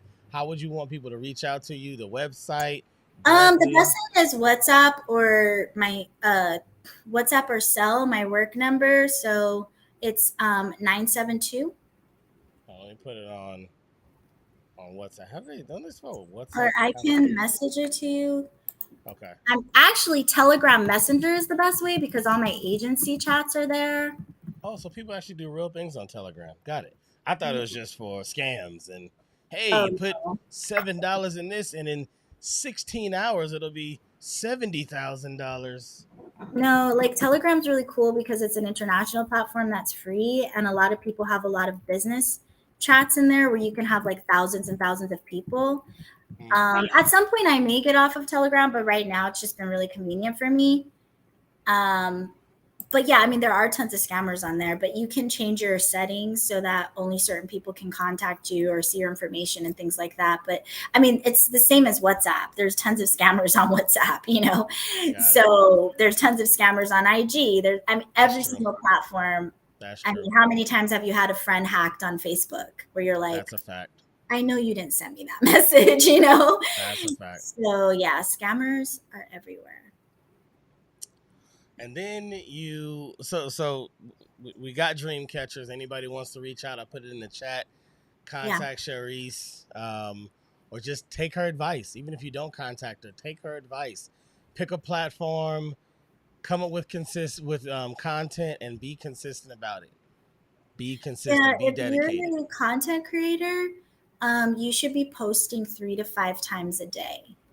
Mm, Content on whatever platform. It's kind of like a lot of times, like for example, people want to trend like on IG or TikTok or wherever you are, but it's like, for example, I'm a YouTube person. I honestly love YouTube. Okay, I'm not gonna lie, I love YouTube. I watch a lot of YouTube, um, and even on YouTube, right? Content creators who are successful on YouTube, like it's almost annoying sometimes how much content they produce. You're like, how the mm-hmm. heck do you have show after show after show after show after show? Like I Right, get 2 or 3 right, right. notifications a day from you, plus posts, plus your shorts. But I think that's the part that a lot of people don't really understand, which is why I really, really hate when people minimize influencers, because it's like, yeah, you say they're doing nothing.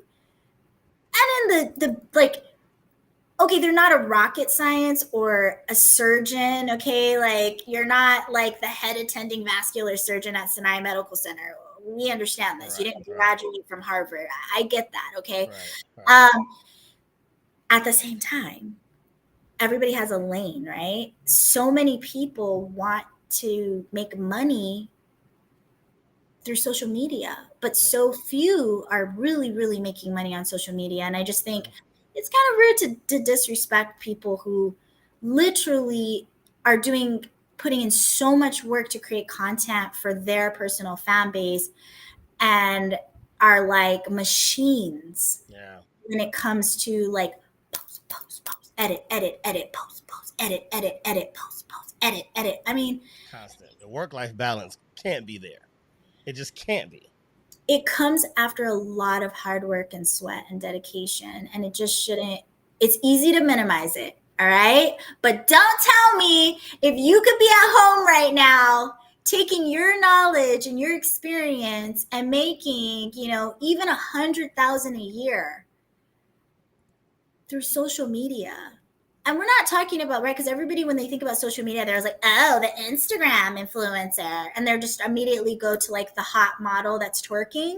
Mm, But come on now. I mean, there are podcasts, there are all kinds of educational live streamers. There are so many different people in the streaming social media world that yeah, influence people daily with so much different type of content. it's true. And all of those people work really Really hard. Really hard. hard to get where they are. So you need to get your ideas together. You need to be okay sucking until you don't suck anymore. Right? Because none of us want to suck. All of us Nobody want wants to suck. Everybody to wants, yeah, day one. a day one. Like I want to be Whitney Houston. Like the Yeah, moment I pick a mic up, easy. I Right. don't want to like actually have to work to be Whitney Houston. I just want to wake up because that's what happened to Whitney, right? She just woke up and she was Whitney Houston. No, guys, she woke up and she was gifted with a voice that she then had to, through her education with her mother and the choir and all of those things, get her vocals in line to become Whitney Houston. So even if you have natural talent, if you don't have the work ethic that Right. goes with that natural talent, Yeah. doesn't matter. Doesn't matter. Which is why sometimes average people succeed far past someone with amazing talent because their work ethic, like J Lo, Madonna, someone might say they're average singers. Yeah. Someone Yeah. might say they're average dancers. Right.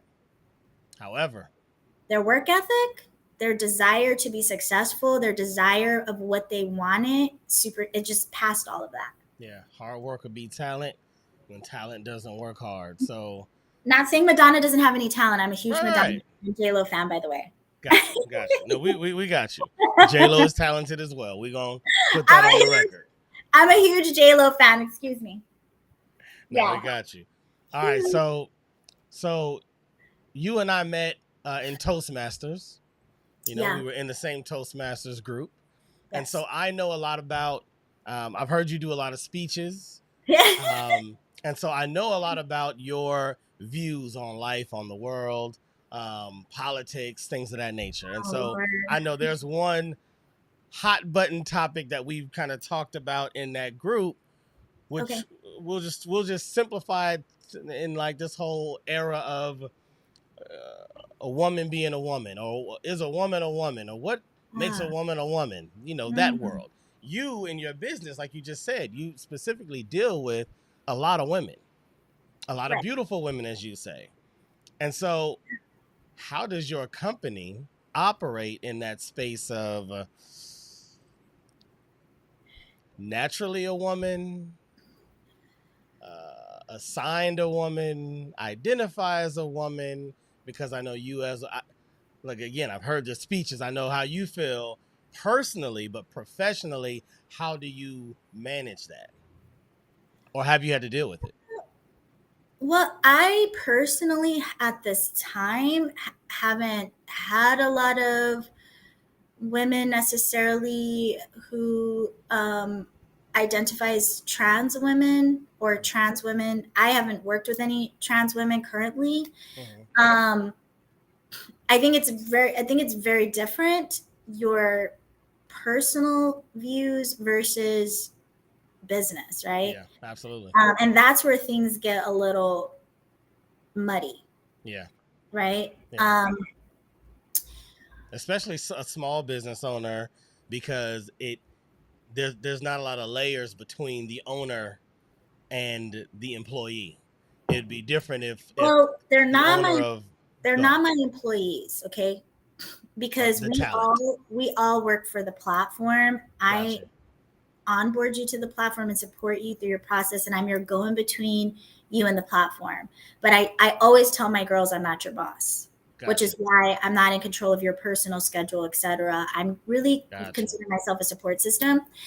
Um, I will say is I really love women, and Mm-hmm. I've always been one of those girls who valued my relationships with women. I Mm, think, and it's kind of weird because um, the people who have hurt me most in my life have actually been women. Some of my most volatile, poisonous relationships have been with women, mainly women in my family. I had a very poisonous relationship with my mother. mm, Um, the worst things that have been done to me in my life came from that relationship, mm, and it deeply wounded me. Um, at the same time, my greatest relationships have come from women.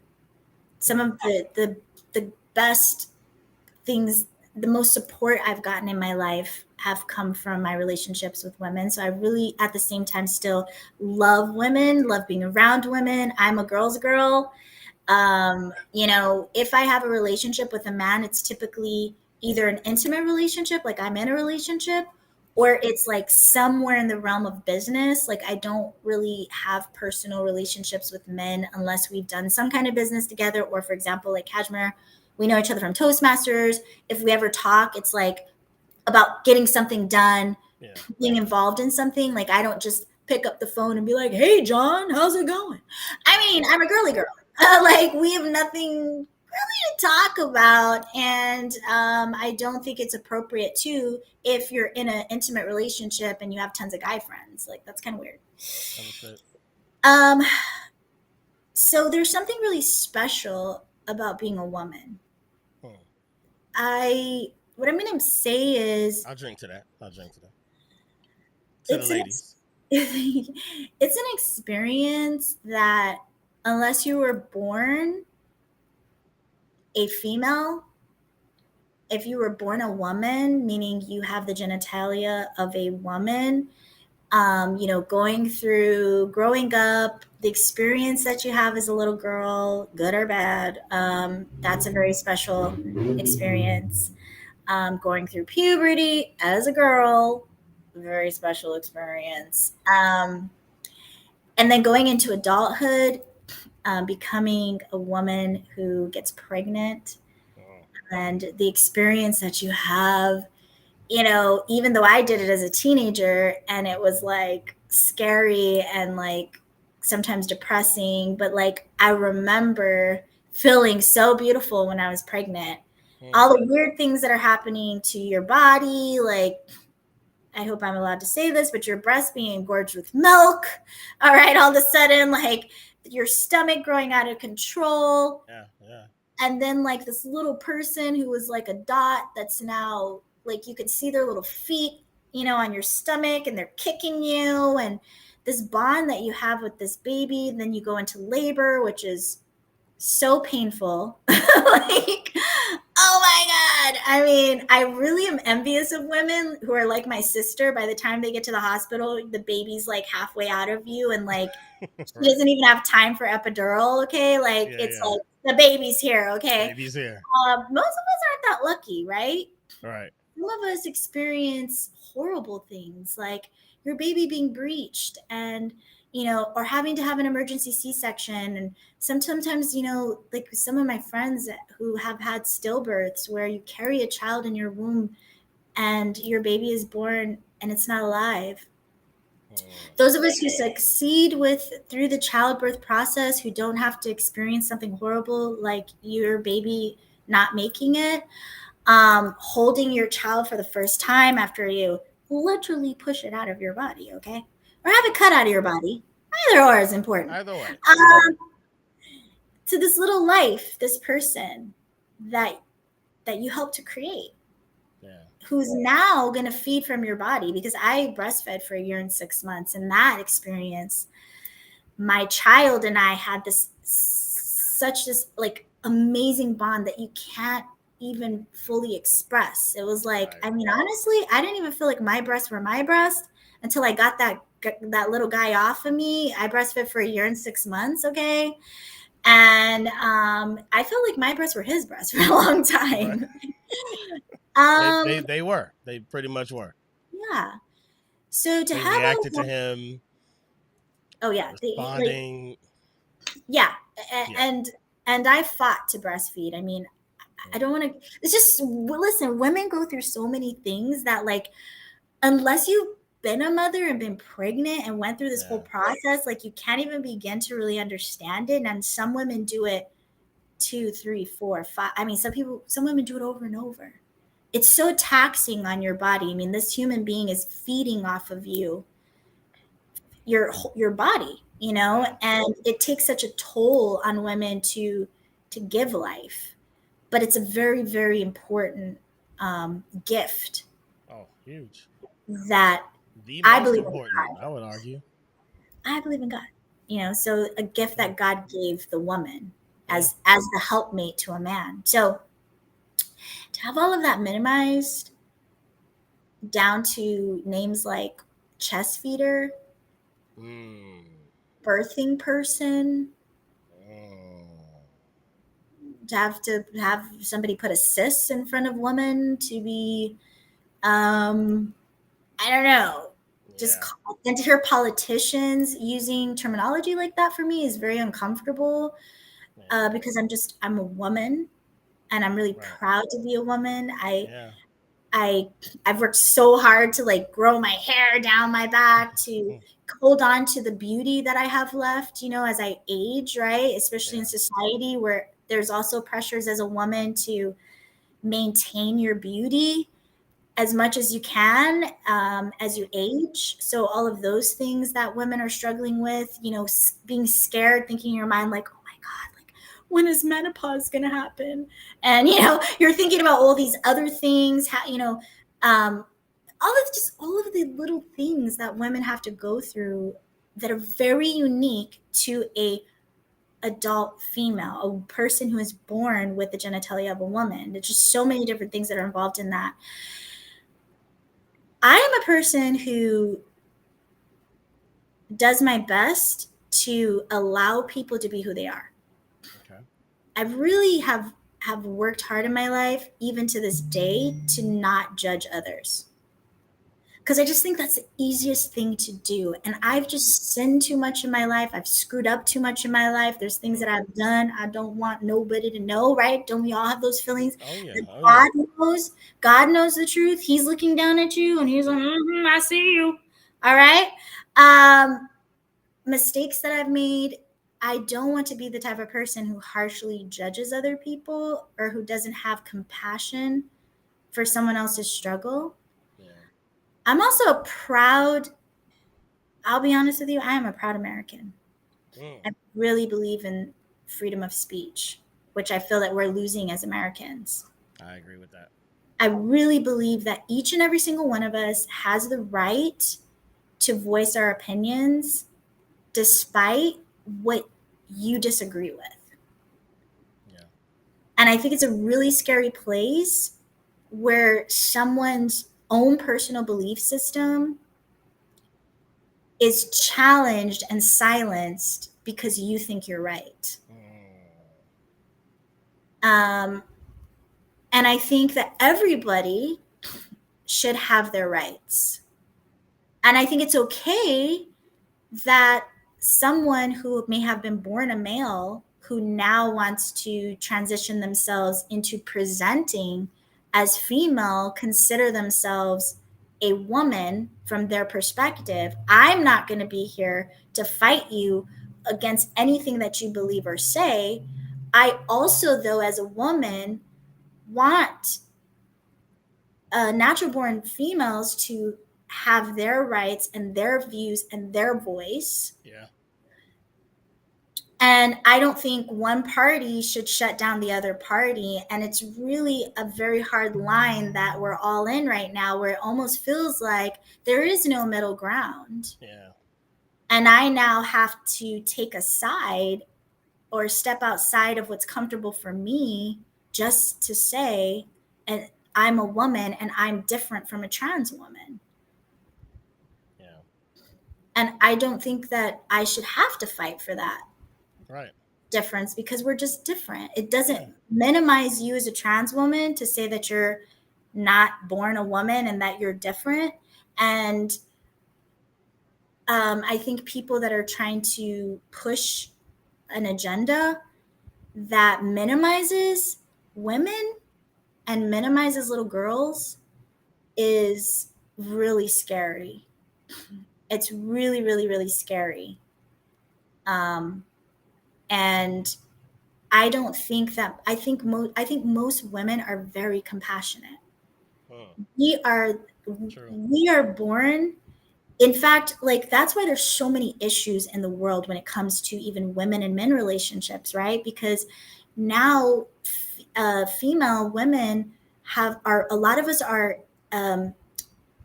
we're in the world moving in our masculine energy more so than our natural feminine power, right? And so Okay. You in your bag right now. Okay, keep going. just between men and women, there are so many issues because of that, Yeah. right? There's so much power in the femininity of a woman.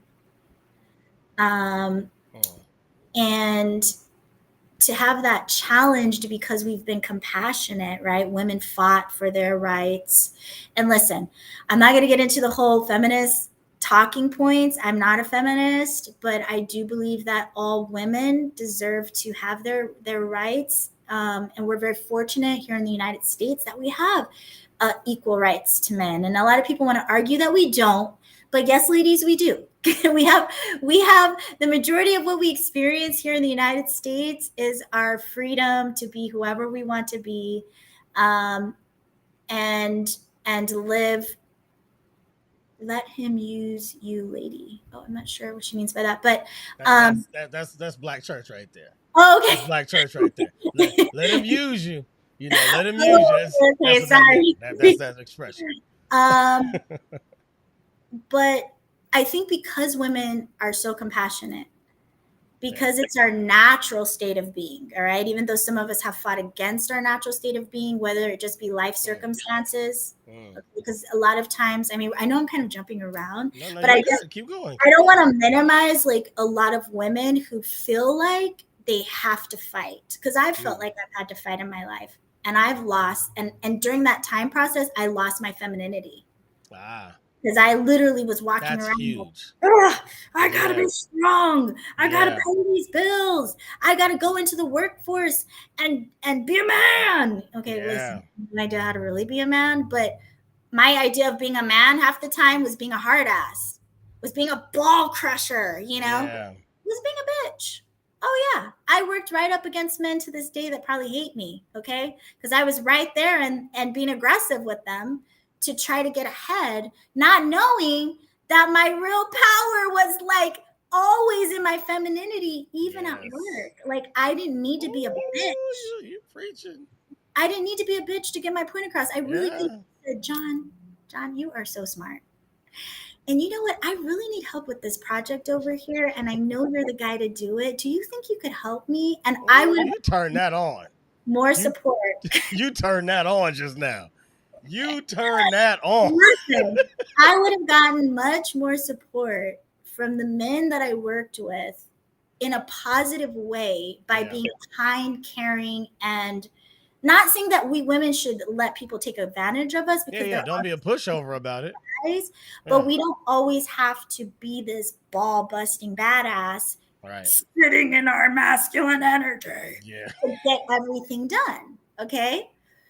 So it's Yeah. taken me Yeah. a long time to understand that. That being said, I really believe because we women are deeply compassionate Yeah. beings and we want the best for people, it's just our natural state of being. I think that things have gotten out of hand and we've opened the door to now having to fight for some of our basic rights. Like, there's a reason why women have private spaces. Yeah. Little girls have to be protected. Women need to be protected. A lot of bad things do really happen to women It's true. on a daily basis. We, It's we true. are a physically weaker species than the natural born male. We really are. I mean, I don't care, like, very few of us. Listen, I tried wrestling with one of my girlfriends who's a pro wrestler, and listen, my head hit the mat, and then my head started like, I was like, listen, maybe when I was younger, I thought I was tough, but I am not tough anymore, and I don't really want to have to fight anybody. All right. All right. Like, I'm not going to really last in a situation, in most situations, when it comes between me and a man. Okay. And I just don't think it's comfortable for a lot of women to feel like, okay, wait, so we have to agree that we shouldn't have any private spaces anymore. We have to agree that we have to let men into our sports. Yes, this person is a trans woman, but the thing is, it's the sciences behind that are so crazy. You know what I mean? Like, you really have to research the science behind that. And if you didn't transition before puberty,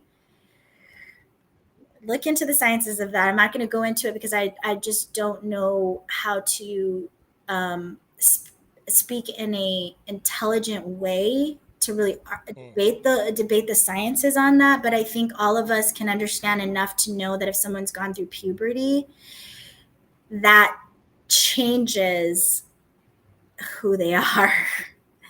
That very much does. And Very much so. there's something so really there's something, I mean, I played sports growing up. All right. I played basketball, I paddled canoe.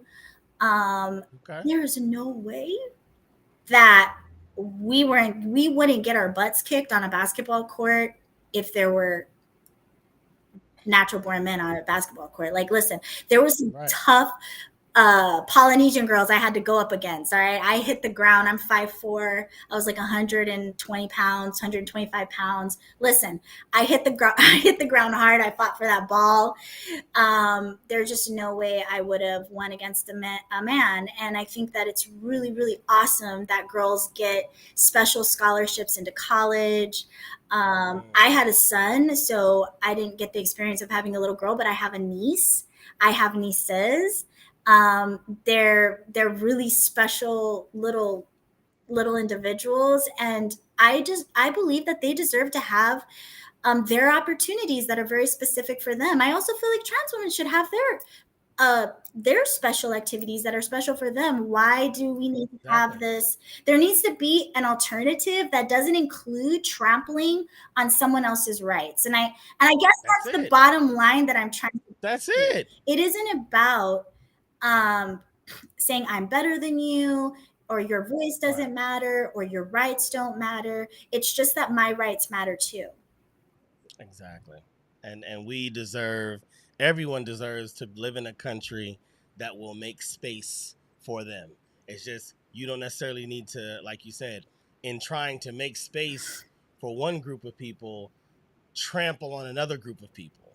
Yeah. That's where you start to run into the problems. I do want to go to the chat. Okay. A couple of things that were said. I just didn't want to stop you, but Mama Wolf also said there are struggles that a natural born woman experience that others who choose to be a woman will never understand. Right. And, you know, when we say things like choose to be a woman, I understand it's a choice. But my understanding from people who are trans, they believe inherently that they were born in the wrong body. This is right. This is Um, true. and I just think that that's where it becomes a very sensitive discussion. Now the problem is that because the push from one side has been so hardcore, it's creating a push. Actually, it's creating a pushback from people who never ever thought that they would even be involved in the conversation, if that makes sense, right? Like, let's say I'm just a very neutral person. I'm like, you know what, whatever it is. Oh, yeah, they believe that. And oh, they believe that. Okay, good for y'all. Listen, I'm just going to be here in my own little bubble. I'm going to get up every day. I'm going to go to work and I'm going to come home. And then I go to the gym and I'm at my gym. I work out every single day. And what's going on? Like, I don't even want to undress right now because there's somebody in my locker and I'm uncomfortable. Yeah. Oh, now it's affecting me personally. Oh, I'm a mom and I'm sending my kid to school. And the teacher's having conversations with my child that they shouldn't be having with my child. What do you mean? What do you Right. mean? Right. Oh, now it's affecting my kids. Yeah. Okay. It gets different. So it hits different. And a lot of Americans who are actually probably neutral are starting to go, wait a minute, I care, I want to be friendly, but now I'm feeling pushed back into a corner and you're making me have to choose sides because I'm going to protect my family. Of course. And Of that's where we've course. gotten in this country. And that's what makes it scary because those of us who wanted to be neutral, who wanted to say nothing, are being backed into a corner. And you're going to have to decide, as an American, you're going to have to decide which lane you're going to be in. Yeah, where you stand. And And and you have to. it And feels that way. It yeah. feels like And I in think the that middle you ground make a good anymore. point about, they don't like to say that they chose. And I believe that the word chose or choose or choice, I think it's just gotten so weighted through politics because the reality of it is we all make a choice, right? I might have been born a natural man, but day to day, I still choose to be in that. If someone felt like they were born in the wrong body, and they really are this, they still had to make a choice to say, I'm going to be the thing that I believe that I was supposed to be, or I'm not. I'm going to continue being in this thing that I feel is a falsehood of my reality. whatever it is, we all have to make a choice. But it's interesting that the word, choice has gotten so political that the moment you say someone chose to be, it's like, whoa, whoa, whoa, I didn't choose anything. It's like, well, yeah, we all choose. The day to day, I choose to be alive. I can pick up a gun. I choose the job that I'm in. I choose a joke that I'm in. We all choose each moment of our existence. But when it comes down to this lifestyle and gender, when the moment you put choose in it, it turns into a whole different operation immediately. Yes, it's it's heavy. It And is. listen, not all of us are in a position to be activists or to publicly announce all of our political views and ideas. Mm, A lot of us are thinking about, our jobs, our reputations in our communities. You know, everyone doesn't have the backbone to just be like, this is what I think and this is what it is and it is what it is. yeah, A lot of us are hesitant to be vocal on what we really feel and think because we don't want the heat. We don't want that's true. the problems that might come with us voicing our opinions, which is really sad because we're supposed to live in America where your voice and your thoughts and your words are supposed to be free. Yep. You know, It's supposed to they're be. supposed to be. It's supposed to They're be. supposed to be. um, Around the time that you were talking about, women wanting to live in their femininity, Mama Wolf said, "Girl, yes, I told my husband I felt so empowered and so much more like a woman when I was decorating my house and taking care of my family than I did as a boss on my job." Yeah, I mean Just like that's a that. whole conversation. I think that more Yeah. women, need to have. And listen, all of us don't have the luxury of being a stay-at-home wife, and it really is a luxury. Most of us are going to have to work to provide for our families, to support our families. Um, but I just don't think the natural state of being a woman is being a workhorse. Hmm. Most the natural state of being a woman is being a caretaker, is being a mother, being a supporter. Um, you know, being in your feminine power. Of course, we live in a society where most women are just going to have to work on the simple fact that it takes two incomes in most communities to survive. And there's probably 20% of men in the United States who can even afford to have a woman who simply um, it takes care of the home, which is a job, as we know, especially if there's True. children involved. Taking True. care of a home. But there's nothing like being able to just be healthy as a woman. It's a lot of stress on your Yeah. body as a woman to, I mean, I've had so many nervous breakdowns. Like I cannot go through the list of nervous breakdowns, complete meltdowns I've had in my life. And a lot of that for sure just came from the stress of trying to survive and working, 60 hours a week, which is just not what women were built for.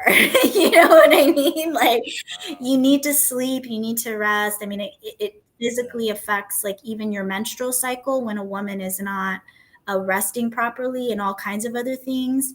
Not saying that men should just be out in the world during doing hard labor, but that's really why men are out in the world doing hard labor. Their bodies can handle it much better. Their body, that kind of stress. That's a good um, point. Men were, just built for, like, I mean, strength. That face that you have right now is They're just it's so, just it's just I golden. mean, they're so strong. They're just so much stronger than us. Even their bones. Like, Yeah. I Yeah. mean, if a guy grabs me like this, I mean, he literally could really, depending on the man, a lot of them could literally grab me with one hand and just like, I would be done so. They're so much more stronger than us. So Wow. I think it's a blessing for But that's just a physical strength. Just in a that's a physical. physical strength. I think women are stronger emotionally when we're Hmm. balanced. Emphasis on being balanced. I like that. I like that. That was a nice. I like that. I like that. Real quick in the Yeah. chat, McCall Jones is back. What McCall up? said, when Sherease asks for what she needs, she is always mindful of generating mutual. This awareness and attention is rare. I've grown as a creative and photographer thanks to her clarity and generosity. That's Aw. awesome. You out here building great relationships, and that's a big deal. I Yeah, mean, I'm working on that. yeah, I mean that I'm pretty sure, and it sounds like McCall feels this way, but I'm pretty sure everybody that you encounter through the agency is greatly appreciative to have you cross their path and someone who's going to take the time to try to help them nurture the thing that they do. And like you said, it's not about you, it's about them. And even if you don't say that out loud, I'm pretty sure that comes across in conversation, in action, in intention, that no, I want you to blossom. We all know everybody has to make money. Yeah. Well, that doesn't need to be spoken, but you still can take care of people and work with people and appreciate people a certain even on the voyage to gaining profit for whatever the reasons are. So Oh, yeah. And I've built mutual great mutual value. relationships. I mean, some of my girls, I mean, aren't even streaming right now, but I have a personal relationship with them. Yeah. Uh, because my belief is, not to take anything personal. Live streaming is not everything is not for everyone. So sometimes some people's journey to me is simply because we were meant to have a conversation. And it had Mm. nothing to do with you ever working with me. It just was that we were just meant to sit on a Zoom for 2 hours and talk about something that you Yeah. were experiencing, that I was the person who was able to give you some love and care, some insight. Because sometimes two different people could have the same message, but it's not heard from one person. It's heard from the right person with the right message or the right relating experience, Yeah. the right connection. And so I never know when I'm going to meet someone what is the purpose of us connecting. And Right. I'm always mindful of that.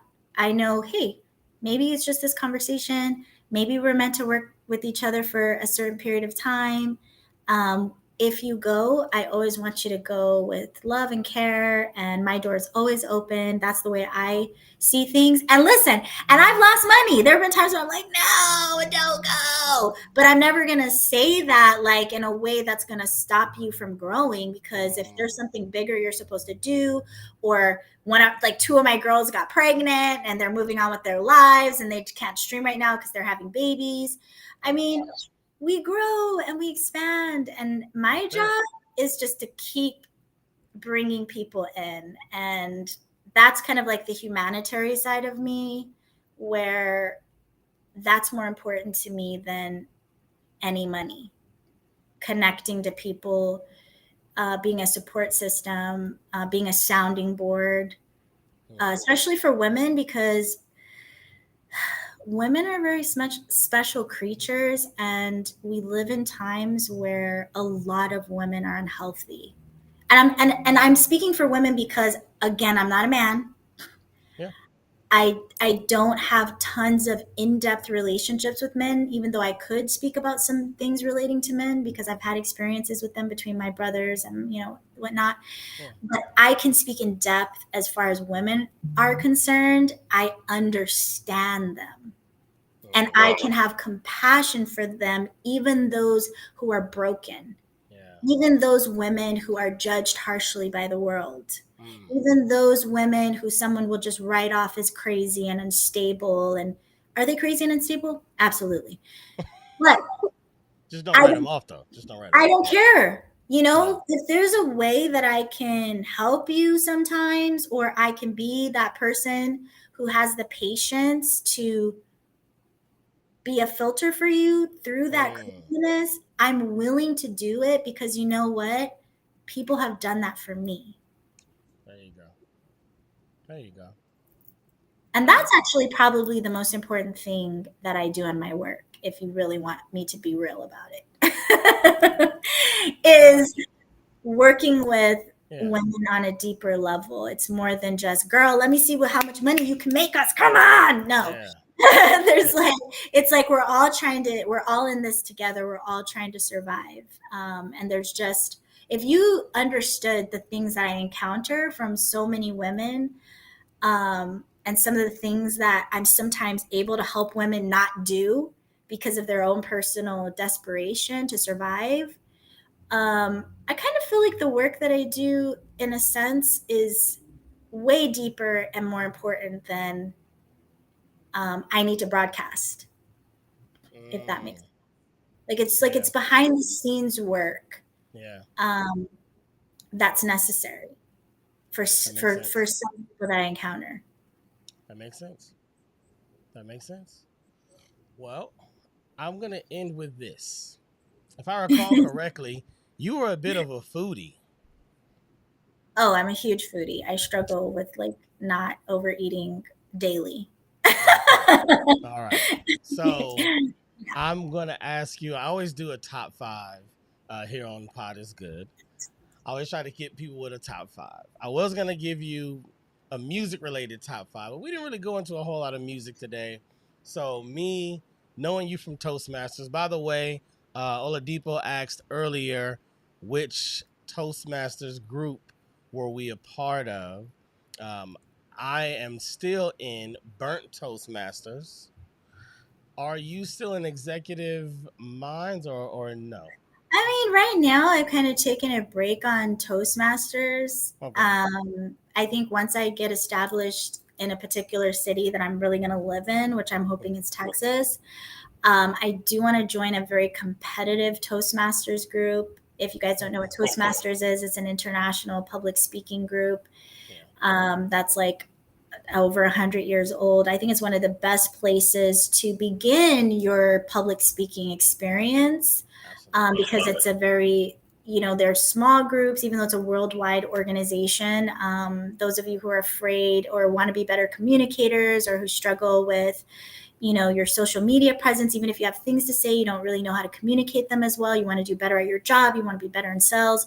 Toastmasters is a really great starting place. For me, I feel like I'm one of the people who needs a lot of structure and competitive, being in a very competitive place to Yeah. grow. And I think like Executive Minds and the other group is, it feels too home and comfortable for me at this point. I need to be in a really cutthroat environment where I'm in a group that's like a little more like, You trying to let that energy back out. I hear it. You're trying to get that energy back out. yes, yes. And I also want to be in a group that I can actually drive to, and Mm. Yeah, that's a big deal. I kind of want to get back into the world, where I can touch people, talk to people, and everything not be online. Even though I appreciate it, I do want to network in Yeah. person again. Yeah. No, that Yeah. makes sense. That makes sense. So yeah, Burnt Toastmasters is a group that I am currently the president of. I will be stepping down for a few reasons very shortly, but Oh wow. yes, Burnt Toastmasters. And but your top five. I want to Top. know. I want to know Sherease's top five LA restaurants. Oh wow. Okay. Sheesh. My top 5 LA restaurants. Wow, you really are like. Is that too specific? I can back it up some. You want me to Okay, zoom I out a thought little we were bit? gonna go over the top 5 foods of all time, but okay, but because this is Cali, we're like gonna go Cali because We don't it's. have to. I can zoom out. I can zoom out. We can go. We can go. Sherease's top five foods of all time. Okay, let's stick with top 5 foods, Okay. because the thing about LA is LA has some of the, to me, I think actually LA has the best food I've ever experienced in the world. Now, I haven't traveled a lot. The only reason why I'm going to say that is because like LA is such a like melting pot for good food. Like honestly, you can get good Japanese food, good Thai food, good. I mean, Okay. Low key. I even found like an island restaurant where they like Hawaiian island restaurant where you can Hmm. actually go and get like plate lunch it's like outside of LA, but in California. Um, You I remember the name mean, of it? I'd have to look it up, but it's Okay. like Okay. authentically by islanders. Wow. Nice. I mean, it's crazy. Um, Israeli food, like really good Israeli food, like really good Russian food. I mean, Yeah. every type of like healthy food you could think of. You Right. can eat so healthy in LA. Vegan, everybody knows they need to have like vegetarian and vegan options. Yep. Everybody's very considerate of that. Absolutely. I mean, the best Mexican food ever. And a lot of like, I know we didn't get into it, but like I'm basically Mexican because my stepmother's Mexican and been in my life since I was very young. And I can read and write in Spanish and listen to the whole thing. But I can eat food like a Mexican for sure. And hands down, LA, Southern California has the best Mexican food outside of like Mexico. Hmm. Okay. It just Hmm. does, period. But you can also get El Salvadorian food True. True. and The and variety is endless. Puerto Rican Absolutely. and Cuban And Ethiopian and and Ethiopian and French and Jamaican. I mean, yeah. pinning it down to my favorite would be very difficult. So, Okay. Okay. I understand. I understand that. Okay. but overall, Top like five. favorite foods, top five, still difficult because I am a moody woman whose mind does change constantly. And it is true that most of us women never know what we want. And I'm going to have to agree with Fellas, we got one of them to admit it. that truth. Okay. Fellas, we've been vindicated. We Yeah. got one of them to admit it that every time she says, "Oh, whatever you want," and then you pick something, and then she goes, "I don't want that." We've been vindicated. Yeah. My mood, like We have been vindicated, my gentlemen. moods change for food constantly. But because I'm thinking of Hawaii right now, what I'm going to say is probably like my favorite place to eat in the world is Maui. I'm going to be honest. Mm, When I'm home in Hawaii, because my favorite foods are actually probably Asian food and Mexican food, mm. okay? But Asian food, because yes, I did grow up, my mother's from Japan, and she's one of those people that's very proud to be Japanese. She's half Italian, so my mother actually cooks traditional Italian food as well. And I do love Italian Mm-hmm. food. But Japanese Okay. food is probably some of my favorite food, more so like just sushi and really actually sashimi. I really actually just love to eat sashimi. Like if I Okay, hold on. I see what's happening. I see what's happening right now. can Sorry, I zoomed out too far. I was dealing with a foodie. Let me come back in. Okay, I'm gonna say it differently. Stranded on the island. Okay, okay. five foods. Okay, I need you to tell me the exact entree. You can tell me what culture it's from, or you can tell me what restaurant it's from. But I need five All right, I got entrees. this. I got this. Now, Okay, if here we I go. was stranded on the island, Hmm. obviously it really wouldn't matter anymore if I'm fit or in shape because I'm stranded. There you go. Like, so I can eat whatever I want, right? Do your thing. Do your thing. Because I really struggle with this. First off, I know it seems very simple, but I would have white Asian rice every single day, whether it was Thai rice or Japanese rice. Okay, just straight white rice, like fresh white rice. There we Those of go. you who Number love one, fresh white rice white know the rice. smell like that when the pot is done. Hmm. Ugh. Okay. Secondly, I would have ramen as an option, like Japanese ramen Japanese ramen. Okay. or island saimin, either or, because saimin we do a little different, but Japanese noodles like ramen every single day. Okay. I could eat ramen every single day. Okay. Every day. Oh God, this is so hard. Okay. I like that you were specific about Japanese ramen, which is obviously very different than like Vietnamese ramen or Well, other yeah, styles Vietnamese of don't have ramen. ramen, but like Then who I have? was really Hold on. just thinking. Well, they have pho, but I was thinking of the Pho. difference Thank you. Thank between you. like maybe saimin, which I would also eat every day, and Mhm. ramen, Japanese noodles, which I would that particular Yeah. Japanese I would also eat every day. Okay. Oh my God, this is so hard. Okay. Here we go. Here we go. We got rice. We got We got noodles. rice, we got noodles. Ooh, oh my Hmm. God, like every day. I know. It's So terrible. It's so tough. you know what I've been craving though? That's so bad, and I don't think I could eat it every day though. Is like, first of all, I love Filipino food. Like Filipino food is like in my top five foods of all time. Mm, Um, love and Filipino I don't food. know if you guys know what lechon is, but it's like, Yes. okay, so like that's one thing that I miss getting up every single morning when I was back in Lahaina, and I would take my long Uh, walks and I would go to Foodland grocery store, and they would make fresh lechon every single day with tomatoes and onions. It's literally fried pork. It's so bad for you. Like it's the yep. crispy part of like The the crispy part. skin, Yep. and like it's deep fried and there's a little bit of meat and a whole bunch of fat, and it's absolutely so bad for you. But it's so good when it's fresh and you eat it with white rice. When it's It fresh. has to be fresh. Yes. When it's Fresh, fresh. freshly fried, okay? Is that 3? That's three. Okay. We got lechon at three. We got Japanese ramen at two. We got pretty much any kind of great fresh white rice. White Jeez. rice I at mean, number 'cause one. I'm trying to go now. So you're covering your meals, and remember, you're stranded now. Okay, Do you want let something me. We're gonna sweet? go Do to you want right. I have to kind of. you Okay, if I you had to have one snacks? dessert, I know this is very simple, but if I had to have one dessert, honestly, I just love vanilla ice cream. There's so many Mm, desserts that I love, but I just feel like vanilla ice cream, even though it's so simple, but like a gourmet vanilla bean ice mm. cream would kind of just hit my sweet tooth just about right. Okay. That's my daughter. My oldest daughter is like, we can take her to a place. There could be 50 different types of ice cream. She's like, hello, ooh, oh, wow, ooh. Yeah, vanilla, please. She just hands down top ice cream is vanilla. Okay, so number four, vanilla ice cream.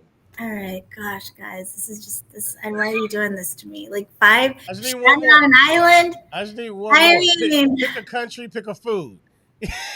Just because you got four, I and know. you're doing decent. I mean, I don't know how fat girl you've really went. I mean, you didn't really go hard Because for someone who doesn't have to worry about their shape anymore. I know. Well, But the rice and the ramen. Trust me, that's a lot of carbs and sodium. So, it is. But you're on an island. You're walking around, sun's beating down on you, okay. you're swimming, All right. Last burning but not calories. least, I think we're gonna go Korean because, like, that's Okay. another thing I really. Oh, or should I go tacos? Mm, Oh my god! You know what? Actually, what we're gonna do is we're gonna go street tacos, specifically Mexican tacos, because I mean, that's the only tacos I like. okay. So we're gonna No go fusion tacos. specifically barbacoa tacos, tripa, and Barbacoa. oh god, like One of my what's favorites. another meat that I should do, guys? What should I do? Chicharron, Carnitas, al pastor, chicharron, but like chicharrón. green sauce. All right, fine. Chicharrón. Chicharrón and el I'm so what was hungry now. it? I forgot the name of it. The Filipino food you said. Oh, the lechon? Yeah. Okay. Lechon. Oh, you're right. So since Very similar. it's very similar kind of, Yeah. but like, okay, actually, let's replace that with carnitas. Yeah. Carnitas. All right. So like, yeah, with She all did the it. sides, with all the She sides. did it. If anybody wants that menu, please visit the island that Sherease is stranded You can on. actually get really good Mexican food now in Maui. A lot of people don't know that, but Oh wow, I didn't know that.